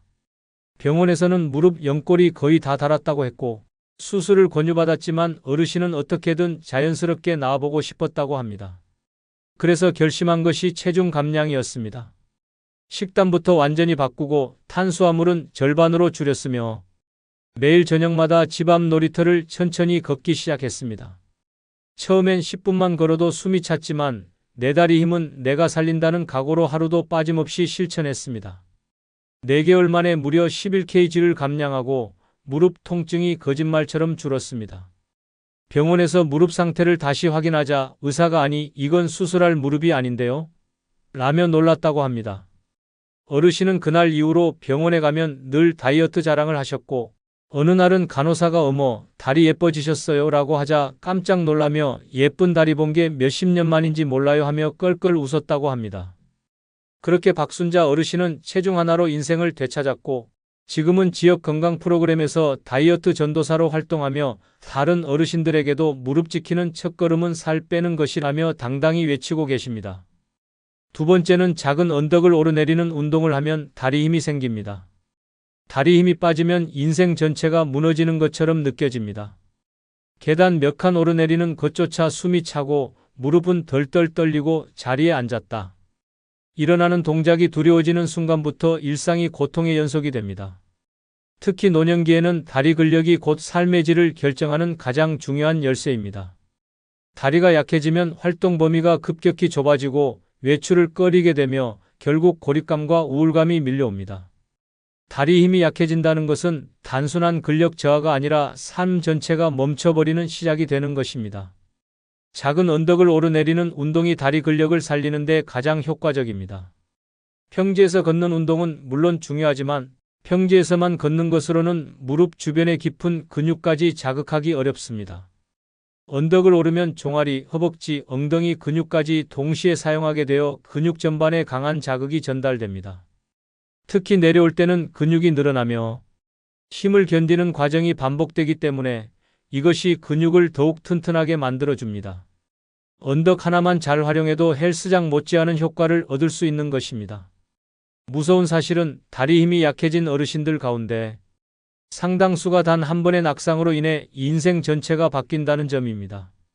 골절 사고는 생각보다 훨씬 더 치명적입니다. 병원에 입원하면서부터 근육은 더 빠르게 줄어들고 심하면 다시 걷지 못하는 경우도 생깁니다. 단순한 미끄러짐 한 번이 병상생활 10년으로 이어지는 일이 실제로도 많습니다. 그 출발점이 바로 다리 힘이 약해진 것입니다. 그렇게 되지 않으려면 평소에 언덕을 오르내리며 다리에 자극을 주는 습관을 만들어야 합니다. 실제로 경기도에 사는 72세 이영숙 어르신은 몇 해 전까지 무릎이 아파서 마트에 가는 것도 남편 손을 꼭 잡고 겨우겨우 다녀야 했습니다. 병원에서는 관절에 물이 차서 운동은 무리라며 가능한 움직이지 말라는 말만 했습니다. 그렇게 몇 달을 집에만 있으니 체중은 늘고 마음도 우울해졌다고 합니다.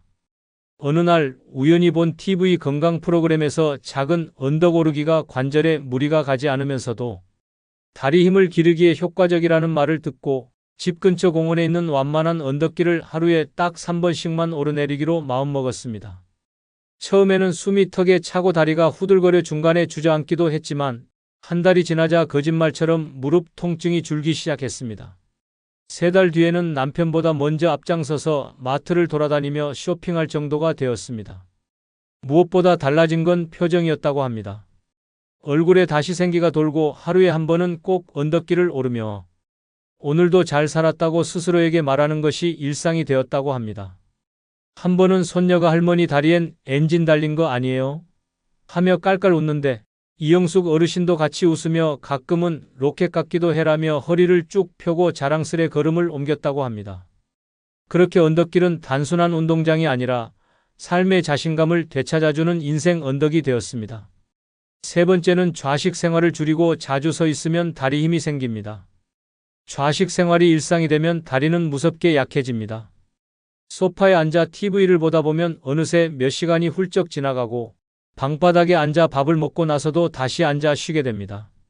하루 대부분을 앉아서 보내면 다리는 점점 기능을 잃어갑니다. 움직임이 줄어들면 다리 근육은 위축되고 혈액순환은 더뎌지며 무릎과 발목 관절은 굳어가기 시작합니다. 결국 일어설 때마다 다리에 쥐가 나고 조금만 걸어도 다리에 힘이 풀리며 넘어질까 불안해지는 악몽이 시작됩니다. 좌식 생활은 마치 다리 힘을 서서히 죽이는 조용한 암살자입니다. 앉아있는 시간이 길수록 다리 근육은 사라지는 속도가 빨라집니다.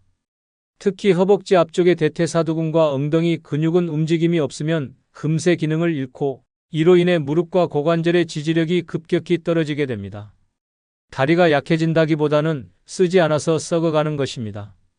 몸무게를 지탱하지 않으면 다리는 스스로 무게를 견디는 능력을 상실하게 됩니다. 앉는 습관은 편하지만 그 편안함이 결국 두 다리를 절망으로 밀어 넣습니다. 자주 서 있고 움직이는 것만으로도 다리 힘은 살아납니다. 굳이 운동복을 입고 땀을 뻘뻘 흘리며 운동하지 않아도 괜찮습니다. 단 10분씩이라도 자주 일어나 집안을 걷고 TV를 보면서도 서서 다리를 흔들고 설거지나 청소할 때 한쪽 발로 잠깐씩 균형을 잡는 연습을 하는 것만으로도 다리는 살아 움직입니다. 중력에 몸을 맡기고 중립 상태로 서 있는 것만으로도 다리 근육은 자극을 받고 작은 움직임이 쌓이면 그것이 근력 회복의 시작점이 됩니다. 오래 앉아 있으면 다리로 가는 혈류도 줄어들고 부종과 저림 증상까지 따라옵니다. 다리 저림은 단순한 혈액순환 문제로만 끝나지 않습니다. 다리 감각이 무뎌지면 넘어진 후에도 통증을 인식하지 못해 더 큰 사고로 이어질 수 있습니다. 실제로 노년층 낙상 사고의 원인을 보면 절반 이상이 다리 감각 저하와 근력 약화입니다. 그 뿌리에 지나치게 앉는 습관이 있습니다. 전북 정읍에 사는 74세 김정숙 어르신은 하루 대부분을 좌식 생활로 보내며 무릎이 자주 붓고 다리가 저려오는 증상을 2년 넘게 겪었습니다. 병원에서는 관절염 초기 진단을 받고 약만 타다 먹었지만 증상은 나아지지 않았습니다. 그러다 어느 날 동네 보건소에서 열린 건강강좌를 듣고 앉지 말고 일어나 움직이라는 말을 들은 후 작심을 하고 집안에서 서 있는 생활을 시작하셨습니다. TV를 볼 때도 바닥에 앉지 않고 부엌 싱크대 앞에 서서 스트레칭을 하며 드라마를 시청했고 세탁기 돌아가는 30분 동안은 문고리 잡고 스쿼트 흉내를 내셨습니다. 처음엔 가족들이 엄마 TV 보면서 왜 서 있어요? 하며 놀랐지만 어르신은 꿋꿋이 서서 움직이기를 반복했습니다. 한 달쯤 지나자 무릎 통증이 눈에 띄게 줄고 다리 저림 증상도 사라졌습니다. 가장 큰 변화는 놀랍게도 마트 장 보러 갔을 때였습니다. 무거운 장바구니를 양손에 들고도 혼자 집까지 거뜬히 올라갔고 이를 본 옆집 아주머니가 어머 무슨 영양제 드세요? 하고 물어보자 김정숙 어르신은 깔깔 웃으며 의자 안 먹고 서 있었어요 라고 대답했다고 합니다. 그 유쾌한 한마디에 주변 아주머니들이 모두 웃었고 그날 이후 동네 어르신들 사이에서는 김정숙 자세라는 말이 생겼을 정도로 입소문이 났다고 합니다. 지금도 김정숙 어르신은 하루 3번 알람을 맞춰두고 서기 운동을 실천하고 계시며 앉는 건 쉴 때만 하는 거지 살려고는 일어서야지라고 당당하게 말씀하십니다. 작은 변화 하나로 다리를 살리고 일상을 되찾은 생생한 증거가 바로 이 어르신입니다. 네 번째는 방바닥에 앉아 다리 쭉 펴기 스트레칭을 하면 다리 힘이 생깁니다. 다리 근육이 약해지는 가장 조용한 시그널 중 하나는 스트레칭이 불편해지는 순간입니다. 다리를 쭉 펴고 앉으려는데 무릎 뒤가 당기고 발끝이 저릿저릿하며 허벅지 안쪽이 뻐근하다면 이미 다리 근육은 굳고 있다는 증거입니다. 특히 노년기에는 하루하루 근육의 탄력이 줄어들고 관절 가동 범위도 점점 좁아지기 때문에 가만히 있는 것만으로도 다리 기능은 퇴화의 길로 접어듭니다. 이때 꼭 필요한 것이 바로 다리 쭉 펴기 스트레칭입니다. 방바닥에 앉아 다리를 쭉 뻗는 단순한 동작이지만 그 효과는 생각보다 강력합니다. 쭉 뻗은 다리 위로 상체를 살짝 숙이며 종아리부터 허벅지, 햄스트링 그리고 골반까지 한 번에 자극이 전달됩니다. 이 동작 하나로 혈액순환이 원활해지고 경직된 근육이 풀리며 관절 주변에 피로물질이 배출되기 시작합니다. 꾸준히 하면 근육의 길이가 늘어나면서 움직임이 훨씬 편해지고 평소 계단을 오를 때 느껴지던 당김이나 무거움이 눈에 띄게 줄어듭니다. 무릎 통증의 주요 원인 중 하나는 허벅지 근육과 무릎 뒤쪽 인대가 짧아져 생기는 비정상적인 압력입니다. 스트레칭을 하지 않으면 이 인대와 근육이 점점 더 뻣뻣해지고 무릎 관절은 마치 바퀴가 녹슨 것처럼 삐걱거리기 시작합니다. 그렇게 한번 삐걱이기 시작한 관절은 통증을 동반하며 점점 더 움직이기 어려워지고 결국 다리에 힘을 싣는 것 자체가 두려운 일이 됩니다. 방바닥에서 하는 스트레칭은 이런 악순환을 끊는 가장 안전하고 간단한 방법입니다. 무서운 사실은 스트레칭을 하지 않으면 나도 모르게 점점 더 앉기만 하게 되고 움직이는 시간은 줄어들며 다리는 본격적으로 퇴화의 속도를 높인다는 점입니다. 특히 무릎 아래 근육은 활동량이 줄면 혈류가 급격히 저하되기 때문에 당뇨병이나 말초혈관 질환 같은 2차적인 문제로 이어질 가능성도 커집니다. 그런 질환이 다리 힘을 완전히 앗아가고 침대에서 누워보내는 시간을 점점 더 늘리게 만드는 악순환이 시작됩니다. 이 모든 것을 막는 가장 쉬운 방법은 방바닥에 앉아 다리를 펴고 매일 스트레칭을 반복하는 습관을 들이는 것입니다. 하루 10분이면 충분하고 특별한 장비도 필요 없습니다. 중요한 건 꾸준함입니다. 처음에는 다리가 뻣뻣하게 느껴지고 발끝이 잘 안 잡힐 수도 있지만 며칠만 지나면 몸이 열리고 그 변화는 일상 속에서 확연하게 체감됩니다. 스트레칭은 단순한 유연성의 문제가 아닙니다. 그것은 곧 다리의 회춘입니다. 부산 해운대에 사는 76세 문인자 어르신은 무릎이 아파 오랫동안 밖에 나가는 것을 꺼려했고 집안에서 보내는 시간이 대부분이었습니다. 지인들이 등산을 간다고 해도 난 무릎이 안 좋아서 못 가라며 늘 거절하셨고 자식들은 점점 걱정을 하며 병원 수술을 권유하기 시작했습니다. 그러던 중 우연히 본 유튜브 영상에서 다리 쭉 펴기 스트레칭을 접하고 이거라면 나도 하겠네 하며 따라하기 시작했습니다. 매일 아침 눈 뜨자마자 이불을 걷고 방바닥에 앉아 다리를 쭉 펴는 걸 시작으로 하루가 열렸습니다. 처음엔 허리도 안 숙여지고 발끝은커녕 무릎도 못 펴서 한숨이 나왔지만 한 달쯤 지나자 무릎이 덜 아프고 걸음걸이도 달라졌습니다. 어느 날은 손녀가 어르신을 보며 할머니, 다리 왜 이렇게 길어졌어요? 하자 문인자 어르신은 깔깔 웃으며 스트레칭 했더니 다리 길어진 기라라고 말해 가족 모두 폭소를 터뜨렸다고 합니다. 지금은 매일 동네 뒷산도 오르내리며 옛날엔 상상도 못했던 활동을 소화하고 계십니다. 문인자 어르신은 다리 쭉 펴기 하나로 인생이 다시 폈어요 라고 자랑하며 만나는 사람마다 스트레칭 전도사로 활약 중이십니다. 작은 동작 하나가 다리를 살리고 그 다리가 삶을 다시 걷게 만들었다는 놀라운 이야기입니다. 5번째는 계단 오르기 운동을 꾸준히 하면 다리 힘이 생깁니다. 계단은 단순한 오르막이 아닙니다. 그것은 다리 근력을 시험하는 잔혹한 고개이자 다리 건강을 지켜내는 최고의 운동기구입니다. 계단을 오르기 시작하면 처음 몇 걸음은 괜찮지만 금세 숨이 가빠지고 다리가 후들거리며 무릎이 뻣뻣하게 굳는 느낌이 밀려옵니다. 이 고통의 순간을 피하고자 엘리베이터만 찾는 순간부터 다리 근력은 곤두박질치기 시작합니다. 계단 오르기를 피하는 습관은 곧 도우의 다리를 포기하는 것과 같습니다. 계단 오르기 운동은 단순히 근육을 키우는 것 이상의 효과가 있습니다. 허벅지 근육, 종아리 근육, 엉덩이 근육을 동시에 사용하는 복합 운동으로 무릎 관절을 안정적으로 지지해주는 근육층을 두껍게 만들어줍니다. 특히 무릎 앞의 대퇴사두근이 강화되면 관절을 압박하던 통증이 줄고 일상 속 걷기나 일어서기 같은 기본 동작이 눈에 띄게 편해집니다. 게다가 계단을 오르며 자연스럽게 심폐 기능도 강화되어 몸 전체의 활력까지 되살아나는 이중 효과가 나타납니다. 노년기에 접어들면 매일 반복되는 편한 생활 속에서 다리는 급속도로 무력해집니다. 자동차를 타고 엘리베이터를 타고 리모컨만 누르며 생활하는 사이 다리의 존재는 점점 더 잊혀집니다. 그러나 계단을 꾸준히 오르면 그 잊혔던 다리가 다시 살아납니다. 처음에는 한층 오르는 것도 고역이지만 몸이 적응하면 놀랍도록 빠르게 변화가 시작됩니다. 단단해진 다리는 넘어질 걱정을 줄여주고 자신 있게 걷게 만들어주며 나아가 삶 전체를 바꿔놓습니다. 계단을 오르는 것이 고통이라고 느껴지는 분들에게 꼭 드리고 싶은 말이 있습니다. 고통이 있는 곳에 변화가 있다는 것입니다. 계단은 다리에 힘을 실어주는 최고의 고난도 훈련소이며 그 과정을 통과한 사람만이 건강한 다리로 인생을 활보할 수 있습니다. 특히 다른 운동이 어렵거나 시간이 없는 분들에게 계단 오르기는 최고의 선택입니다. 헬스장도 필요 없고 기구도 필요 없습니다. 단지 마음과 의지만 있으면 어디서든 가능한 것이 바로 이 운동입니다.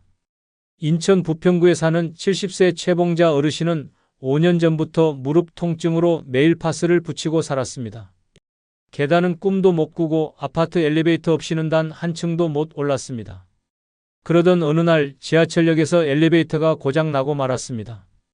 할 수 없이 손잡이를 꽉 잡고 계단을 오르기 시작했는데 그날 밤 다리가 너무 아파 잠을 설쳤다고 합니다.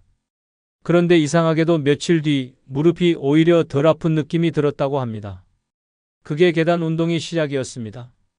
처음에는 하루에 딱 1층만 오르기로 했고 다음 주부터는 2층, 또 그 다음 주에는 3층까지 도전했습니다. 3개월이 지나자 계단 오르내리는 일이 일상이 되었고 어느 날 친구 모임 장소가 5층에 있는 음식점이었는데 계단을 타고 올라가면서도 숨이 차지 않았다고 합니다. 친구들이 놀라며 너 뭐 먹고 다녀?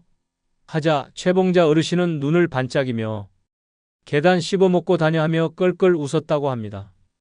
지금은 하루에 아파트 7층까지 오르기를 아침 운동으로 삼고 계시며 매일 다리에 감사하는 마음으로 계단을 오르고 있습니다. 계단은 어르신의 다리를 다시 살려낸 최고의 의사였고 이제는 그 계단이 삶을 다시 위로 끌어올리는 사다리가 되었습니다. 계단은 고통이 아니라 인생을 다시 시작하게 해주는 축복이었습니다. 영상이 끝나면 여러분들의 소중한 경험담과 이야기를 댓글에 남겨 서로 공유하시기 바랍니다. 감사합니다.